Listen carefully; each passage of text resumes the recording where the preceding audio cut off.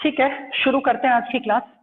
और ध्यान से सुनिएगा, आज की क्लास में हम कुछ थ्योरेटिकल चीजों के बारे में डिस्कशन करेंगे। ठीक है, पिछली क्लास में मैंने आप लोगों को ना इलेक्ट्रिक फील्ड इंटेंसिटी, मतलब पिछली क्लास तक मैं आप लोगों को इलेक्ट्रिक फील्ड इंटेंसिटी क्या होती है वो बता चुका हूँ।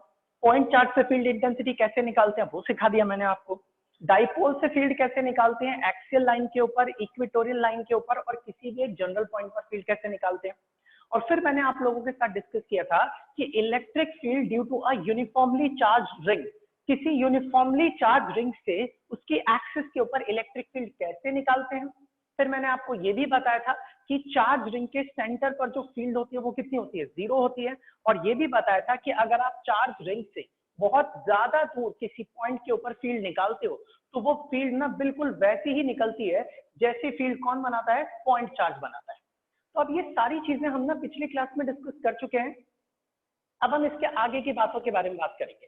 अब सुनिएगा जरा ध्यान से, जो भी चीजें मैं आप लोगों को यहाँ पर बता रहा हूँ देखिए। अब वैसे तो आज का जो टॉपिक है वो होना चाहिए था न्यूमेरिकल्स पोर्शन, मतलब मैं आप लोगों को आज की क्लास में जो भी पिछली क्लास में पढ़ाया था उस कंसेप्ट के ऊपर बेस्ड न्यूमेरिकल्स करवा दूं। तो न्यूमेरिकल्स में करवाने की सोच तो रहा था, लेकिन उस न्यूमेरिकल्स को करने के लिए अगर आप चाहते हो और अच्छा परफेक्शन आ जाए, आपको चीजें और अच्छे से क्लियर हो जाए, इसलिए मैंने सोचा मैं पहले ये वाला टॉपिक डिस्कस कर लेता हूँ। इस टॉपिक के बाद हम बात करेंगे किसकी, न्यूमेरिकल्स की, ताकि इस टॉपिक को करने के बाद ना न्यूमेरिकल्स को समझना और ज्यादा आसान हो जाएगा, सिंपल हो जाएगा, और हम इन चीजों की मदद से और दूसरे न्यूमेरिकल्स भी कर पाएंगे। इसलिए मैंने न्यूमेरिकल वाला पोर्शन आज रोक दिया, वरना आज मैं न्यूमेरिकल्स ही कराता। तो चलिए आज की क्लास का जो टॉपिक मैं शुरू कर रहा हूं उसका नाम है इलेक्ट्रिक फील्ड लाइंस। सुनिएगा ध्यान से, पूरा थ्योरेटिकल है। आज की क्लास का टॉपिक है that is electric field lines, और इसी को हम चाहें तो एक और नाम से जानते हैं, that is called electric lines of force. दोनों बातें बिल्कुल सेम है, या तो आप कहिए इलेक्ट्रिक फील्ड लाइंस या फिर आप कहिए इलेक्ट्रिक लाइंस ऑफ फोर्स। दोनों का मतलब बिल्कुल सेम है, दोनों में कोई भी फर्क नहीं है। लेकिन एनसीईआरटी के अकॉर्डिंग अगर देखा जाए तो एनसीईआरटी कहती है कि आप इस वाली टर्म को यूज कीजिए, ये वाली टर्म ज्यादा ठीक है, ये एप्रोप्रिएट टर्म है। तो कोई फर्क नहीं पड़ता अगर आपको ये टर्म दिखे या ये टर्म दिखे, दोनों का मतलब बिल्कुल सेम है। और एनसीईआरटी इस टर्म को ज्यादा यूज कर रही है, इसलिए मैं भी इसी टर्म के हिसाब से चलूंगा। इसके पीछे क्या प्रॉब्लम है मैं आपको बाद में डिस्कस करूंगा, आपके साथ बाद में डिस्कस करूंगा, फिलहाल के लिए सुनिए जरा। तो आज की क्लास का टॉपिक है इलेक्ट्रिक फील्ड लाइंस, या फिर बोलिए इलेक्ट्रिक लाइंस ऑफ फोर्स। देखो भाई, आज की क्लास थियोरेटिकल है, लेकिन ये ऐसी थियोरेटिकल क्लास है कि जिससे आप बहुत ध्यान से सुनोगे ना तो सारी की सारी चीजें आपको समझ में भी आ जाएंगी और आपको अभी के अभी ना याद भी हो जाएंगी। आप घर जाके या घर पर सिर्फ एक बार इसे रिवाइज कर लेंगे ना, आपको फिर दोबारा इस टॉपिक को देखने की जरूरत नहीं पड़ेगी। तो सबसे पहला टॉपिक हमारे पास ये आता है कि आखिर इलेक्ट्रिक फील्ड लाइंस होती क्या है। What is electric field line, किसे कहा जाता है, इसका क्या मतलब है, मैं आप लोगों को समझाता हूँ। भाई आवाज बंद कर लीजिए, किसी की आवाज आ रही है। और अब आप लोगों को जो बात मैं यहाँ पर बताऊंगा ना उसे आप ध्यान से सुनिएगा, ठीक ढंग से समझिएगा। और तब तक जब तक मैं ना आपसे पूछूं कि आपको कोई डाउट है, आप प्लीज बीच में मत बोलिएगा, क्योंकि आप लोगों के सवालों के जवाब मैं आगे या पीछे करके देता जाऊंगा अपने आप ही। सुनिए ध्यान से, what is electric field lines, आखिर इलेक्ट्रिक फील्ड लाइंस क्या होती है, किसे कहा जाता है। कहते हैं कि इलेक्ट्रिक फील्ड लाइंस एक ऐसा कर्व होती है, एक ऐसा कर्व, कर्व का मतलब क्या होता है, आप कोई भी लाइन ड्रॉ कर दीजिए, आप इसे कर्व बोल सकते हैं, चाहे वो स्ट्रेट हो चाहे वो इस तरीके की मुड़ी हो, तो आप इसे क्या बोल सकते हैं, दैट इज कॉल्ड कर्व। तो कहा जाता है कि इलेक्ट्रिक फील्ड लाइंस एक ऐसा कर्व होती है जिनके किसी भी पॉइंट के ऊपर अगर आप टेंजेंट ड्रॉ कर दो तो उस पॉइंट के ऊपर जो टेंजेंट है वो उस जगह पर इलेक्ट्रिक फील्ड इंटेंसिटी की डायरेक्शन बता दे, तो इस तरह की लाइन को कहा जाता है इलेक्ट्रिक फील्ड लाइंस। और इसी को एक और नाम से जानते हैं, that is also called electric lines of force. अभी ना जो बात मैंने आपको बताई ना, ये बात ना आप लोगों के लिए लिखने के लिए तो सही है, लेकिन प्रैक्टिकली इसका क्या मतलब है वो आपको समझ में नहीं आएगा।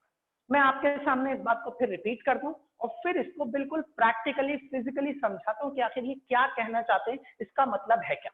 सुनिए, कहते हैं इलेक्ट्रिक फील्ड लाइन एक ऐसी लाइन होती है, चाहे वो कर्व हो या वो स्ट्रेट भी हो सकती है, जिसके किसी भी पॉइंट के ऊपर अगर आप टेंजेंट ड्रॉ कर दो तो वो टेंजेंट की जो डायरेक्शन है वो उस जगह की इलेक्ट्रिक फील्ड इंटेंसिटी की डायरेक्शन बता दे, तो इस तरह की लाइन को कहा जाएगा इलेक्ट्रिक फील्ड लाइन। जैसे मान लीजिए मैंने आप लोगों के सामने इस तरीके से एक कर्व ड्रॉ कर दिया, और ये जो कर्व है ये किसे रिप्रेजेंट कर रहा है, सपोज कर लीजिए ये रिप्रेजेंट कर रहा है एक इलेक्ट्रिक फील्ड लाइन को, और मैंने इस इलेक्ट्रिक फील्ड का नाम रख दिया A B, this is an electric field line. और मैंने क्या कहा, इलेक्ट्रिक फील्ड लाइन एक ऐसा कर्व है जिसके किसी भी पॉइंट के ऊपर, मान लीजिए यहाँ एक पॉइंट ले लिया दैट इज पी, या फिर यहाँ पर एक पॉइंट ले लिया क्यू, मैंने कहा किसी भी पॉइंट पर अगर आप टेंजेंट ड्रॉ कर दोगे तो वो टेंजेंट उस जगह की इलेक्ट्रिक फील्ड इंटेंसिटी की डायरेक्शन बता देगा। तो पी पॉइंट पर मैंने टेंजेंट ड्रॉ कर दिया इस डायरेक्शन में, इसका मतलब ई पी यहां लिख देता हूं। इट मींस कि इस जगह पर कोई पूछे कि इलेक्ट्रिक फील्ड इंटेंसिटी की डायरेक्शन क्या है, तो आप बोलोगे सर इस डायरेक्शन में ना इलेक्ट्रिक फील्ड इंटेंसिटी की डायरेक्शन। इसी तरीके से अगर कोई बोले क्यू पे इलेक्ट्रिक फील्ड इंटेंसिटी की क्या डायरेक्शन है, तो आप यहाँ पर भी टेंजेंट ड्रॉ कर दीजिए, और यहाँ जो इलेक्ट्रिक फील्ड इंटेंसिटी की डायरेक्शन है क्यू पर, वो कौन सी डायरेक्शन है, इस डायरेक्शन में। तो इसका मतलब इस तरह की लाइन को जिसके किसी भी पॉइंट पर टेंजेंट ड्रॉ करने पर वहां का टेंजेंट फील्ड लाइन की डायरेक्शन को रिप्रेजेंट करना शुरू कर दे या रिप्रेजेंट करे, तो इस तरह की लाइन को कहा जाता है इलेक्ट्रिक फील्ड लाइन। तो मैं इसकी एक बार डेफिनेशन बोल रहा हूँ, फिर मैं इसको प्रैक्टिकली समझाता हूँ आखिर ये है क्या। कहा जाता है इलेक्ट्रिक फील्ड लाइन इज या electric field line is defined as the curve in an electric field at every point of which when we draw a tangent it gives the direction of electric field intensity at that point. This line या this curve is known as electric field line. अब सुनिए क्या है इसका actual मतलब। आप चाहें तो इसे ड्रॉ कर लीजिए, वरना मैंने नोट्स में इसे ड्रॉ कर रखा है, मैं वही क्लास के बाद आप लोगों को नोट्स ग्रुप में डाल दूंगा, आप वहां से देख लीजिएगा इसको। अब मैं आपको ना रियलिटी में बताता हूँ आखिर इसका एक्चुअल मतलब होता क्या है। एक्चुअल में इलेक्ट्रिक फील्ड लाइन किससे कहते क्या है, ये सिर्फ आपकी एक डेफिनेशन थी, आपको एग्जाम में यही डेफिनेशन लिखनी है अगर पूछा जाएगा तो। अब इसका मैं प्रैक्टिकली मीनिंग समझाता हूँ ये है क्या। देखो भाई, इलेक्ट्रिक फील्ड लाइन ना एक कंसेप्ट डेवलप किया था एक साइंटिस्ट ने जिनका नाम था फैराडे। फैराडे ने इसके बारे में बताया था, उन्होंने बोला इसकी मदद से हम फील्ड को ना और ज्यादा अच्छे बेहतर तरीके से समझ सकते हैं, समझा सकते हैं और एक्सप्रेस कर सकते हैं।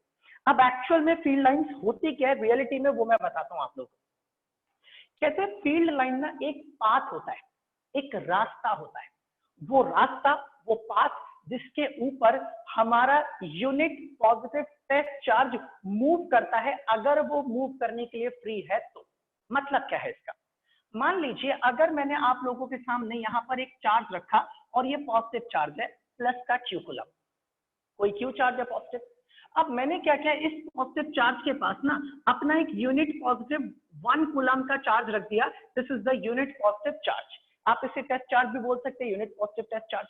मैंने कहा कि इलेक्ट्रिक फील्ड लाइन क्या होती है, वो पाथ होता है जिसके ऊपर हमारा टेस्ट चार्ज 1 यूनिट कूलम का unit positive test charge move करता है, अगर वो मूव करने के लिए फ्री है तो। आपके पास ये रहा प्लस एक चार्ज और आपने इसके पास अपना यूनिट पॉजिटिव चार्ज रख दिया। जैसे ही आप इसके पास रखेंगे ये वाला चार्ज इसे क्या करेगा, रिपेल, और जैसे इसको रिपेल करेगा ये वाला चार्ज यहाँ से दूर भागना शुरू करेगा। अब ये चार्ज जिस रास्ते पर चलेगा ना, ये जो पाथ है जिसे ये फॉलो कर रहा है, this path is called what, that is called electric field lines, और इसी को हम लोग इलेक्ट्रिक लाइंस ऑफ फोर्स भी कह सकते हैं। It means that कि electric field line is actually the path followed by the unit positive test charge when ये तब हमारे पास, तब जब ये फ्री होगा इस तरह से मूव करने के लिए। यानी कि हम सिंपल वे में कह सकते हैं, in fact field lines are the path at which any positive test charge of 1 coulomb can move freely if it is free to do so। अगर ये ऐसा करने के लिए, मूव करने के लिए फ्री है, तो जिस रास्ते पर ये चलेगा ना, उसी रास्ते को हम लोग क्या बोलेंगे, that is called electric field line. अगर ये पाथ, अगर ये चार्ज पार्टिकल आप लोगों का टेढ़े मेढ़े रास्ते से गुजरेगा तो आप बोलोगे अच्छा फील्ड लाइन ऐसी होगी। अगर इस चार्ज पार्टिकल ने सर्कुलर रास्ते पर मूव करना स्टार्ट कर दिया तो इसका मतलब फील्ड लाइन जो होगी वो कैसी हो जाएगी, सर्कुलर हो जाएगी। मतलब कैसी फील्ड लाइन होगी वो कौन डिसाइड करेगा, ये जो यूनिट पॉजिटिव टेस्ट चार्ज जब ये चलेगा तो इसका जो रास्ता होगा आप उसी रास्ते को, उसी पाथ को क्या बोलोगे, इसी को हम लोग कहेंगे इलेक्ट्रिक फील्ड लाइन। तो अब आप लोगों को पता चल गया होगा कि एक्चुअल में इलेक्ट्रिक फील्ड लाइन है क्या, वो रास्ता जिसके ऊपर हमारा unit positive test charge move करता है, अगर वो मूव करने के लिए फ्री है। अब देखिए ये चीजें अभी और अच्छे से समझ में आएंगी आप लोगों को। हम एक काम करते हैं, चलिए हम ना फील्ड लाइंस ना ड्रॉ करना शुरू कर देते हैं। हमारे पास कुछ चार्जेस हैं, यानी कि अब मैं ना आप लोगों के सामने फील्ड लाइंस ड्रॉ कर रहा हूँ, किसकी, कुछ सिस्टम, कुछ चार्ज सिस्टम की वजह से। तो यहां पर मैं लिख रहा हूं क्या, field lines due to some charge system, यानी कि कुछ चार्ज सिस्टम्स की वजह से हम फील्ड लाइंस को ड्रॉ कर रहे हैं। और बिल्कुल ध्यान से सुनेगा, मैं अब आप लोगों के सामने कुछ चार्जेस लूंगा और उन चार्जेस से फील्ड लाइंस ड्रॉ करूंगा। और आपको ये फील्ड लाइंस ड्रॉ करते वक्त रटना नहीं है कि अच्छा इसकी फील्ड लाइन हमें ऐसे याद रख लेनी है। हर एक फील्ड लाइन को ड्रॉ करने के पीछे लॉजिक होगा और वो लॉजिक समझा करके मैं सारी फील्ड लाइंस को यहाँ पर ड्रॉ करूंगा। एक चीज और, जब मैं ये फील्ड लाइंस आप लोगों के सामने ड्रॉ करना स्टार्ट करूंगा तो इन्हें बड़े ध्यान से और बड़ी ही बारीकी से समझिएगा, क्योंकि जब हम इन फील्ड लाइंस को ड्रॉ कर लेंगे ना तो आखिर में इन्हीं फील्ड लाइंस को ड्रॉ करते वक्त हमें जो जो बातें पता चलेंगी मैं उन सारी बातों को लाइनों में लिखवा दूंगा, यानी कि मैंने उन्हें लाइनों में लिख रखा है। और वही बातों को जब हम लाइनों में लिख लेंगे ना तब उसी को एक नया टॉपिक बना दिया जाएगा और उसे बोलेंगे properties of electric field line. मतलब आपको properties of electric field line फालतू में पढ़ने की जरूरत नहीं है, आप इन्हें ढंग से पढ़ लोगे तो इन्हीं में जो जो खासियत आपको पता चलेगी उन सभी को हम लोग क्या बोलेंगे, that is called properties of electric field line. तो चलिए शुरू करते हैं। सबसे पहले मैं इलेक्ट्रिक फील्ड लाइन ड्रॉ करने जा रहा हूं, किसके लिए, number 1 for a positive point charge. Positive point charge मैं आप लोगों को सिखाता हूं कि अगर आपके पास एक पॉजिटिव पॉइंट चार्ज हो और आपको उससे फील्ड लाइन ड्रॉ करनी हो तो आप कैसे ड्रॉ करोगे। मान लीजिए ये रहा आप लोगों का एक positive point charge, suppose this is a positive point charge. मैंने कहा कि फील्ड लाइंस होती क्या है, फील्ड लाइन वो रास्ता होती है जिसके ऊपर ना हमारा 1 कूलम का टेस्ट चार्ज फ्रीली मूव कर सके। अगर वो मूव करने के लिए फ्री है तो उसे किसी ने पकड़ ना रखा हो तो। अब हमने क्या किया कि अपने इस 1 कूलम के टेस्ट चार्ज को अगर मैं यहाँ पर रख दूं, इस जगह पर रख दूं, इस जगह पर अगर मैं रख देता हूं यहाँ पर अपने 1 कूलम के टेस्ट चार्ज को, तो वो positive unit positive test charge वो उस पर भी चार्ज कैसा है, पॉजिटिव। और इसी तरीके से अगर इस पे भी देखा जाए तो इस पे भी चार्ज कैसा है, पॉजिटिव। तो हमारा जो पॉजिटिव चार्ज है वो हमारे यूनिट पॉजिटिव टेस्ट चार्ज को रिपेल करेगा और ढकेल करके अपने पास से कहां भेज देगा, दूर भेज देगा। इसका मतलब है फील्ड लाइन इस डायरेक्शन में जाएगी। अगर मैं उसी यूनिट पॉजिटिव टेस्ट चार्ज को यहां रख दूं तो ये उससे रिपेल करके यहां से इस तरफ भेज देगा। अगर मैं इसी पॉजिटिव टेस्ट चार्ज को यहां रख दूं तो वो इसे रिपेल करके इस तरफ भेज देगा। अगर मैं इसी पॉजिटिव टेस्ट चार्ज को यहां पर रख दूं तो ये इसे रिपेल करके कहां भेज देगा, ऊपर भेज देगा। अगर मैं यहां रखूं तो वो इसे रिपेल करके नीचे भेज देगा। अगर मैं यहां रखूं तो वो इसे इस डायरेक्शन में रिपेल करेगा, इसे इस डायरेक्शन में रिपेल करेगा, इसे इस डायरेक्शन में रिपेल करेगा। मतलब देखने से ये पता लग रहा है कि आप इसके आसपास कहीं पर भी अपना टेस्ट चार्ज रखेंगे ना, यूनिट पॉजिटिव टेस्ट चार्ज रखेंगे तो ये पॉजिटिव चार्ज आपके उस टेस्ट चार्ज को रिपेल करेगा। इधर रखेंगे तो इस डायरेक्शन में, इधर रखेंगे तो ऊपर, इधर रखेंगे तो नीचे। इसका मतलब ये हमारे पास एक डायग्राम बन गया जो हमें ये रिप्रेजेंट करके दिखा रहा है कि पॉजिटिव चार्ज से फील्ड लाइंस जो है वो कहां की तरफ निकल रही हैं, बाहर की तरफ। एक बात का ख्याल रखना, कई बार क्या होता है, कई बच्चे ना अपने दिमाग में एक मिसकंसेप्शन बिठा लेते हैं और ना मैंने कई बार ऐसा देखा भी है कि कई टीचर्स भी ऐसा बोलते हैं कि पॉजिटिव में से फील्ड लाइन बाहर निकल रही है। ये कहना बिल्कुल सही है कि फील्ड लाइन बाहर निकल रही है, बट रियलिटी में इस तरह की कोई भी फील्ड लाइन रियल में एग्जिस्ट नहीं करती। ऐसा नहीं होता कि मैं एक चार्ज लाऊं और टेबल पे रख दूं और उसको देखूं तो उसमें से फील्ड लाइन आपको बाहर निकलती हुई नजर आए। ये फील्ड लाइंस जो है वो इमेजिनरी लाइंस हैं, ये वो लाइंस हैं जो हम लोगों ने अपनी फैसिलिटी के लिए बनाई है ताकि हम इन्हें समझ सकें और समझा सकें। इन लाइंस को देखने का मतलब आपको सिर्फ इतना समझना है कि अगर आप किसी यूनिट पॉजिटिव टेस्ट चार्ज को यहाँ रखोगे तो ये वाला चार्ज उसको धक्का मारेगा और धक्का मार के इस लाइन के थ्रू अपने से कहां भेज देगा, दूर। इसका मतलब ये बिल्कुल नहीं है कि सचमुच में पॉजिटिव चार्ज में से फील्ड लाइन कहां निकलती हैं, बाहर। मैंने कई लोगों को बोलते हुए ये चीज सुनी हुई है कि वो कहते हैं कि हाँ इसमें से लाइनें होती हैं जो निकलती हैं, वो नजर नहीं आती मगर वो लाइनें होती हैं। ऐसी कोई लाइन एग्जिस्ट नहीं करती। हमने सिर्फ अपने पढ़ने के लिए, समझने के लिए और समझाने के लिए हमने ये कंसेप्ट बनाया हुआ है, दैट्स इट। तो ये था हमारे पास पहला सिस्टम, पहला चार्ज, जिसके अंदर क्या लिया था हमने, पॉजिटिव पॉइंट चार्ज। और इससे आपको एक बात पता चली कि हमेशा पॉजिटिव पॉइंट चार्जेस से फील्ड लाइंस जो होती है वो हमेशा कहां की तरफ निकलती है, बाहर की तरफ निकलती है। अब हम ना ये पॉइंट नंबर 1 के बाद बात करते हैं पॉइंट नंबर 2 दूसरे चार्ज के बारे में। इस बार मैंने यहां पर लिखा फील्ड लाइंस किसके लिए, for a negative point charge. चलिए अब हम नेगेटिव पॉइंट चार्ज के लिए फील्ड लाइंस ड्रॉ करके देखते हैं कि किस तरह से ड्रॉ होती है नेगेटिव पॉइंट चार्ज के लिए फील्ड लाइंस। तो अगर मैं नेगेटिव पॉइंट चार्ज के लिए फील्ड लाइंस ड्रॉ करूं तो मान लीजिए ये मेरे पास हमारा ये रहा हमारा नेगेटिव पॉइंट चार्ज, इस जगह पर रखा हुआ है, नेगेटिव पॉइंट चार्ज ले लिया मैंने। अब ये नेगेटिव पॉइंट चार्ज यहाँ पर रखा है। मैंने कहा फील्ड लाइंस वो रास्ता होती है जिसके ऊपर हमारा unit positive test charge move करता है। आप एक काम कीजिए, अपना यूनिट पॉजिटिव टेस्ट चार्ज यहाँ पर ला करके रखिए। अब आपके पास ये वाला चार्ज नेगेटिव है और ये वाला चार्ज आपका यूनिट पॉजिटिव टेस्ट चार्ज है, यानी कि ये प्लस का 1 कूलम चार्ज है। अब ये वाला नेगेटिव चार्ज इस प्लस के 1 कूलम चार्ज को अपनी तरफ क्या करेगा, अट्रैक्ट। इसका मतलब ये हुआ कि अब की बार जो रास्ता आपको नजर आएगा वो ऐसा रास्ता दिखेगा। इसका मतलब अगर मैं इसी 1 कूलम चार्ज को यहाँ रखूं तो ये इसे अपनी तरफ नीचे अट्रैक्ट कर लेगा। अगर मैं इसी 1 कूलम चार्ज को यहाँ रखूं तो ये इसे अपनी तरफ इस तरीके से अट्रैक्ट कर लेगा। अगर मैं इसे नीचे रखूं तो ये इसे इस तरफ ऊपर की तरफ अट्रैक्ट करेगा। यहाँ रखूंगा तो ये अपनी तरफ इस तरफ अट्रैक्ट कर लेगा। इसका मतलब आप इस यूनिट पॉजिटिव टेस्ट चार्ज को इस नेगेटिव चार्ज के आसपास कहीं भी रखोगे ना, ये इसे फोर्स लगा के अपनी तरफ अट्रैक्ट कर लेगा। और अट्रैक्ट करने का मतलब अपनी तरफ खींचेगा और ये एरो आपको बताएगा कि आखिर इसका जो रास्ता होगा टेस्ट चार्ज का वो कैसा होगा। तो आप जब इसे देखेंगे तो ऐसा लगेगा कि फील्ड लाइंस जो है वो नेगेटिव चार्ज के अंदर की तरफ जा रही है। इसका मतलब ये हो गया कि हम फील्ड लाइन कैसे ड्रॉ करते हैं for a negative point charge. It means that कि आप ये कह सकते हैं कि नेगेटिव चार्ज के केस में फील्ड लाइंस जो है वो नेगेटिव चार्ज के अंदर जाती हैं और पॉजिटिव चार्ज के केस में फील्ड लाइंस हमेशा पॉजिटिव चार्ज से कहां की तरफ निकलती हैं, बाहर की तरफ। तो ये रहा हमारे पास फील्ड लाइंस ड्रॉ करने का तरीका for a negative point charge. ठीक है, आई थिंक आपको ये चीजें क्लियर हो रही होंगी। अगर किसी को कोई डाउट है, कोई दिक्कत है तो भाई मुझे बोल दो अभी, फिर हम एक और सिस्टम लेते हैं ऐसे ही पॉइंट चार्ज ड्रॉ करने के लिए, सॉरी फील्ड लाइंस को ड्रॉ करने के लिए। अब बात करते हैं नंबर 3 की।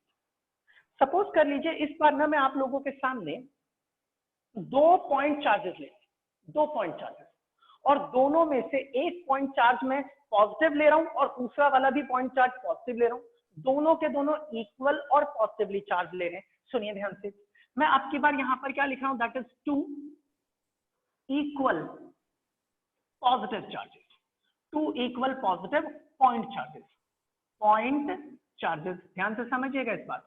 अब की बार हम 2 इक्वल पॉजिटिव पॉइंट चार्जेस ले रहे हैं। अब 2 इक्वल ले रहे हैं और साथ के साथ वो कैसे ले रहे हैं, पॉजिटिव पॉइंट चार्जेस। सुनिएगा ध्यान से, मान लीजिए आपके पास ये रहा एक पॉजिटिव चार्ज और इसी तरीके से इससे कुछ दूरी पर एक और पॉजिटिव चार्ज मैंने यहाँ पर रख दिया। अब मुझे ये देखना है कि ये दोनों के दोनों पॉजिटिव चार्जेस अगर रखें तो अब के केस में मैं कैसे इससे फील्ड लाइंस को ड्रॉ कर सकता हूं। ठीक है, इसके बारे में आप, हाँ बोलिए, कोई कुछ बोल रहा है भाई, पूछ रहा है कुछ? आवाज आ रही है ना सभी को? भाई एक जना आवाज क्लियर कर दो। आ रही है। हाँ, आवाज आ रही है ना? आ रही है सर, आ रही है। ठीक है ठीक है, ओके। अब सुनिए, 2 इक्वल पॉजिटिव पॉइंट चार्जेस अगर हम लें तो उससे फील्ड लाइंस को कैसे ड्रॉ किया जाएगा समझने की कोशिश कीजिएगा। आपको करना क्या है, आप बस इसके पास में ना अपना यूनिट पॉजिटिव टेस्ट चार्ज रख दीजिए। वो टेस्ट चार्ज जिस रास्ते से गुजरेगा वो अपने आप ही क्या बन जाएगी, फील्ड लाइंस बन जाएगी। मैंने क्या सोचा कि ये दोनों के दोनों चार्जेस बिल्कुल इक्वल हैं और पॉजिटिव है। अगर मैं किसी टेस्ट चार्ज को यहाँ पर रखूं, इस जगह पर रखूं, तो ये वाला पॉजिटिव चार्ज ना इस वाले यूनिट पॉजिटिव टेस्ट चार्ज को जबरदस्ती रिपेल करेगा और रिपेल करके ढकेल करके अपने पास से कहां भेजेगा, दूर भगाएगा। लेकिन जब ये पॉजिटिव टेस्ट चार्ज इस तरीके से जा रहा होगा तो ये वाला पॉजिटिव भी तो इसे अपने पास आने से क्या करेगा, रोकेगा, उससे रिपेल करेगा, जिसकी वजह से अब इसका रास्ता सीधा नहीं होगा, सीधा जाकर के हल्का सा क्या हो जाएगा, मुड़ जाएगा, जिसकी इसका मतलब ये हुआ इस बार अगर मैं देखूं तो इसकी फील्ड लाइन ना कुछ ऐसी नजर आनी शुरू हो जाएगी, मतलब आपका चार्ज ये रिपेल करेगा, लेकिन रिपेल करने के बाद ये भी इसे रिपेल करेगा और अपने पास आने नहीं देगा। सेम यही चीज अगर मैं इस पॉजिटिव 1 कूलम टेस्ट चार्ज को यहां रखूं तो इसके भी रास्ते को देखेंगे तो फिर से इसका रास्ता ऐसा होगा। अगर वही 1 कूलम का चार्ज मैं यहां रख दूं तो ये भी रिपेल करके ऐसे भगा देगा, यहां रखूंगा तो भी रिपेल करके ऐसे भगा देगा, इस तरफ रखूंगा तो रिपेल करके भगा देगा। मतलब आप किसी भी डायरेक्शन में अगर रखते हैं ना तो हमेशा ये इस पॉजिटिव टेस्ट चार्ज को क्या करेगा, रिपेल करके अपने पास से कहां भगा देगा, दूर। और ऐसा ही सेम सिचुएशन आपको इसके अंदर भी नजर आएगी। यहाँ पर 1 2 3 4 4 लाइनें, तो 1 2 3 और यहाँ पर भी कितनी ड्रॉ कर दी, 4 लाइनें। और इस तरीके से मैंने ये 4 ही क्यों ड्रॉ की मैं आपको ये बता देता हूँ। जाहिर सी बात है आप इसमें से कितनी भी लाइनें ड्रॉ कर सकते हो, कोई फर्क नहीं पड़ता, मगर फर्क तब पड़ता है जब आपको कहा जाए कि दोनों के दोनों चार्जेस कैसे इक्वल। अगर आपको दो चार्जेस को बराबर दिखाना है तो आप कोशिश ये करेंगे कि दोनों चार्जेस के लिए जो नंबर ऑफ फील्ड लाइंस बनाएंगे वो कैसी बनाएंगे, सेम बनाएंगे। अगर दोनों के चार्जेस कैसे इक्वल, इसका मतलब काउंट कीजिए 1 2 3 4 5 6 7 8 9 और यहाँ पर भी 1 2 3 4 5 6 7 8 और 9, 9 लाइन्स उसकी दिखा रखी है, 9 लाइन्स इसकी दिखा रखी है। ये साबित करता है, ये शो करता है कि दोनों के दोनों चार्जेस कैसे हैं, इक्वल। अगर कोई एक चार्ज ज्यादा है और कोई एक चार्ज अमाउंट में कम है तो जो चार्ज ज्यादा है अमाउंट में आप उसमें से ज्यादा लाइनें रिप्रेजेंट करेंगे, निकालते हुए दिखाएंगे, और जिसके अंदर चार्ज की वैल्यू कम है उसके अंदर से फील्ड लाइंस कैसे दिखाएंगे, कम। इसका मतलब ये हुआ कि अगर मैं इन दोनों चार्जेस की बात करूं तो दोनों के दोनों चार्जेस बिल्कुल एग्जैक्टली इक्वल है, एकदम इक्वल। तो सपोज कर लीजिए ये इसका एक मिड पॉइंट है, ये मिड पॉइंट कौन सा है, एस। अब अगर मैं बोलूं कि मैं अगर अपना टेस्ट चार्ज इस जगह ला करके रखूं तो क्या इसके ऊपर कोई फोर्स लगेगा, आंसर है नहीं लगेगा। क्यों नहीं लगेगा, क्योंकि दोनों के दोनों चार्जेस कैसे इक्वल है। आप यहाँ पर अपना प्लस का 1 कूलम चार्ज रख लो, ये भी उतनी ही फोर्स से इसको इधर रिपेल करेगा, ये भी उतनी ही फोर्स से इधर रिपेल करेगा। इसका मतलब इस जगह पर जो नेट फोर्स होगा वो कितना होगा, 0। आप लोगों को पता है कि इलेक्ट्रिक फील्ड का फॉर्मूला क्या होता है, फोर्स अपॉन में चार्ज। भाई जिस जगह फोर्स ही 0 है तो उस जगह पर फील्ड भी कितनी बनेगी, 0। इसका मतलब इस पॉइंट को मैंने ई एन से रिप्रेजेंट कर दिया, कैपिटल एन से, और एन यहाँ पर स्टैंड कर रहे हैं न्यूट्रल पॉइंट को, क्योंकि इस जगह पर जो नेट इलेक्ट्रिक फील्ड है वो कितनी है, 0। इट मींस कि हम इस पॉइंट को क्या बोल सकते हैं, we call it neutral point. और जहां पर फील्ड ही नहीं होगी वहां पर आप किसी भी तरह की कोई भी फील्ड लाइन ड्रॉ नहीं कर सकते, क्योंकि फील्ड लाइन वही होती है जहां पर फील्ड हो। जब फील्ड होगी तभी तो चार्ज के ऊपर फोर्स लगेगा, यूनिट पॉजिटिव टेस्ट चार्ज के ऊपर, और जब उसके ऊपर फोर्स लगेगा तभी वो क्या करेगा, चलेगा। इसलिए इस जगह पर कोई भी फील्ड लाइन आपको ड्रॉ नहीं करनी, क्योंकि इस जगह नेट इलेक्ट्रिक फील्ड इंटेंसिटी जो होती है वो कितनी होती है, बिल्कुल 0 होती है। ये बात सभी के लिए क्लियर होगी, दोनों चार्जेस कैसे हैं, इक्वल मैग्नीट्यूड के। आप इसका स्क्रीनशॉट ले लीजिए अगर लेना चाहें तो।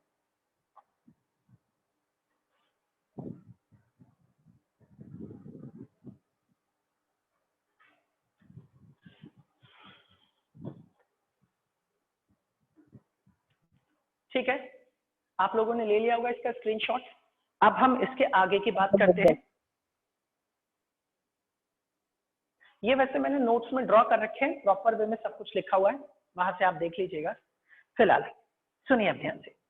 अब हम नंबर 3 के बाद बात करते हैं नंबर 4, चौथे पॉइंट, कि इस बार मैं दो चार्जेस तो ले रहा हूं, लेकिन दोनों के दोनों चार्जेस कैसे ले रहा हूं, अनइक्वल चार्जेस ले रहा हूं। नाउ दिस टाइम हम ले रहे हैं कौन से charges, unequal positive point charges.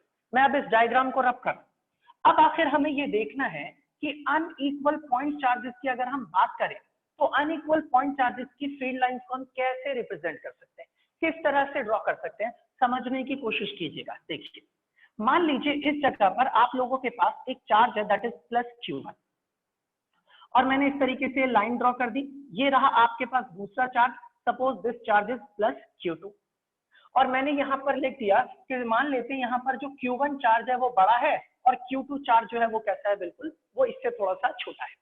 अब Q1 बड़ा है और Q2 छोटा है। अब जाहिर सी बात है, ध्यान से समझिएगा, अगर ये Q1 चार्ज के पास मैं अपना टेस्ट चार्ज ला करके रखूं तो ये जैसे ही अपना यूनिट पॉजिटिव टेस्ट चार्ज रखूंगा ये इसे रिपेल करेगा और धकेल करके अपने पास से कहां तक लेके जाएगा, दूर तक ले जाएगा। अब ये वाला चार्ज भी तो इसको क्या करेगा, रिपेल, ये अपने पास इससे आने नहीं देगा। लेकिन क्योंकि इसका मैग्नीट्यूड ज्यादा है तो ये इसे ज्यादा दूर तक रिपेल कर पाएगा, और इसका मैग्नीट्यूड कम है तो ये इसे काफी ज्यादा दूर तक रिपेल नहीं कर पाएगा, सिर्फ पास से ही वो ठीक ठाक रिपेल कर पाएगा। मतलब इस केस में अगर देखा जाए तो आप कह सकते हैं क्योंकि इसका अमाउंट ज्यादा है, इसकी वजह से इसका इफेक्ट ज्यादा दूर तक पड़ेगा। इसका मतलब इसकी बनने वाली फील्ड लाइंस ना आप लोगों को ऐसे दिखानी पड़ेगी। अगर आप इस चार्ज को यहाँ रखोगे तो वो उसे रिपेल करके इस तरीके से रिप्रेजेंट करेंगे, इसी तरीके से यहाँ पर भी इसे रिपेल कर दीजिए और इस तरह की फील्ड लाइंस आप लोगों को दिखानी पड़ेंगी। ये फील्ड लाइंस का मतलब ये हो गया कि ये सारे के सारे वो रास्ते हैं जिनके ऊपर अगर मैं टेस्ट चार्ज को रख दूंगा ना तो इन रास्ते से यहाँ से रिपेल करके मूव करके दूर चले जाए। अगर मैं यहाँ रखता हूँ टेस्ट चार्ज को तो वो भी इसे रिपेल करेगा और वो रिपेल करेगा तो इस तरीके से मूव करेंगे, यहाँ रखूंगा तो भी ये रिपेल करेगा, इस तरफ भी रिपेल करेगा। मतलब आप इस तरीके से बहुत सारी फील्ड लाइंस आप इसके अंदर से ड्रॉ करके दिखा सकते हैं। और यहाँ पर ना आप लोगों को एक जरूरी बात क्या पता चलेगी, 1 2 3 4 1 2 3 4 ऊपर नीचे बराबर बनाइए, बस ऐसे ही डायग्राम है कि ठीक लगे डायग्राम, इसलिए अब आप देखिए 1 2 3 4 5 6 7 8 9 10 11, इसमें 1 2 3 4 5 6 7 8 9, इसका मतलब ये हुआ कि इसमें से 11 लाइंस दिखा रहा हूं और इसमें से 9 ही लाइंस दिखा रहा हूं। ये इस चीज को शो करता है कि ये वाला चार्ज का जो मैग्नीट्यूड है वो इस वाले चार्ज के कंपैरिजन में कैसा है, ज्यादा। क्योंकि इसका चार्ज ज्यादा इसलिए इसका इफेक्ट ज्यादा दूर तक पड़ेगा। अब मैंने इस तरीके से एक लाइन ड्रॉ कर दी और अब मुझे बताने की जरूरत नहीं, आप खुद ही समझ गए होंगे कि मुझे इस पॉइंट को क्या बोलना चाहिए, एन, और इस पॉइंट को बोलेंगे न्यूट्रल पॉइंट, क्योंकि फिर से इस जगह पर इलेक्ट्रिक फील्ड इंटेंसिटी की जो वैल्यू होगी वो कितनी होगी, 0। आपको याद होगी ये बात मैंने कहा था, पढ़ाया था पिछली क्लासेस के अंदर कि अगर आपके पास दो चार्जेस मौजूद हैं और एक चार्ज बड़ा है और एक चार्ज कैसा है, छोटा, तो हमेशा आप लोगों को ऐसा पॉइंट उस जहां पे नेट फोर्स कितना 0 वहां मिलेगा जहां वाला चार्ज कैसा होगा, छोटा, उसके ज्यादा नजदीक मिलेगा। इसलिए न्यूट्रल पॉइंट ना ऑलवेज उस तरफ मिलता है जिसका मैग्नीट्यूड कैसा होगा, कम। पिछली बार दोनों चार्जेस बराबर थे इसलिए न्यूट्रल पॉइंट मिड पॉइंट पे था, और इस बार ये वाला चार्ज छोटा है और ये वाला चार्ज बड़ा है इसलिए न्यूट्रल पॉइंट जो है वो छोटे चार्ज के ज्यादा करीब है। और यहाँ पर आप लोगों को कोई भी फील्ड नजर नहीं आएगी, मतलब आप यहाँ पर अगर टेस्ट चार्ज रखोगे तो वहां पर उसके ऊपर फोर्स नहीं लगेगा, फोर्स 0, इसका मतलब फील्ड भी कितनी बनेगी, 0। तो ये आप लोगों के पास क्या आ गया कि इलेक्ट्रिक फील्ड कैसे ड्रॉ की जाएगी, इलेक्ट्रिक फील्ड लाइंस किसके लिए, for the two unequal positive point charge. इसे इसका स्क्रीनशॉट ले लीजिए, फिर आगे की बात करते हैं।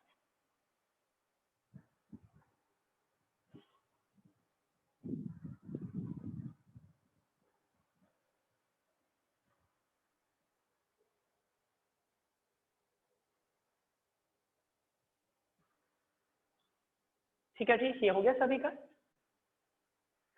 चलिए मैं अब इसका स्क्रीनशॉट आप लोग ले लीजिए। अब हम इसके आगे की बात करते हैं।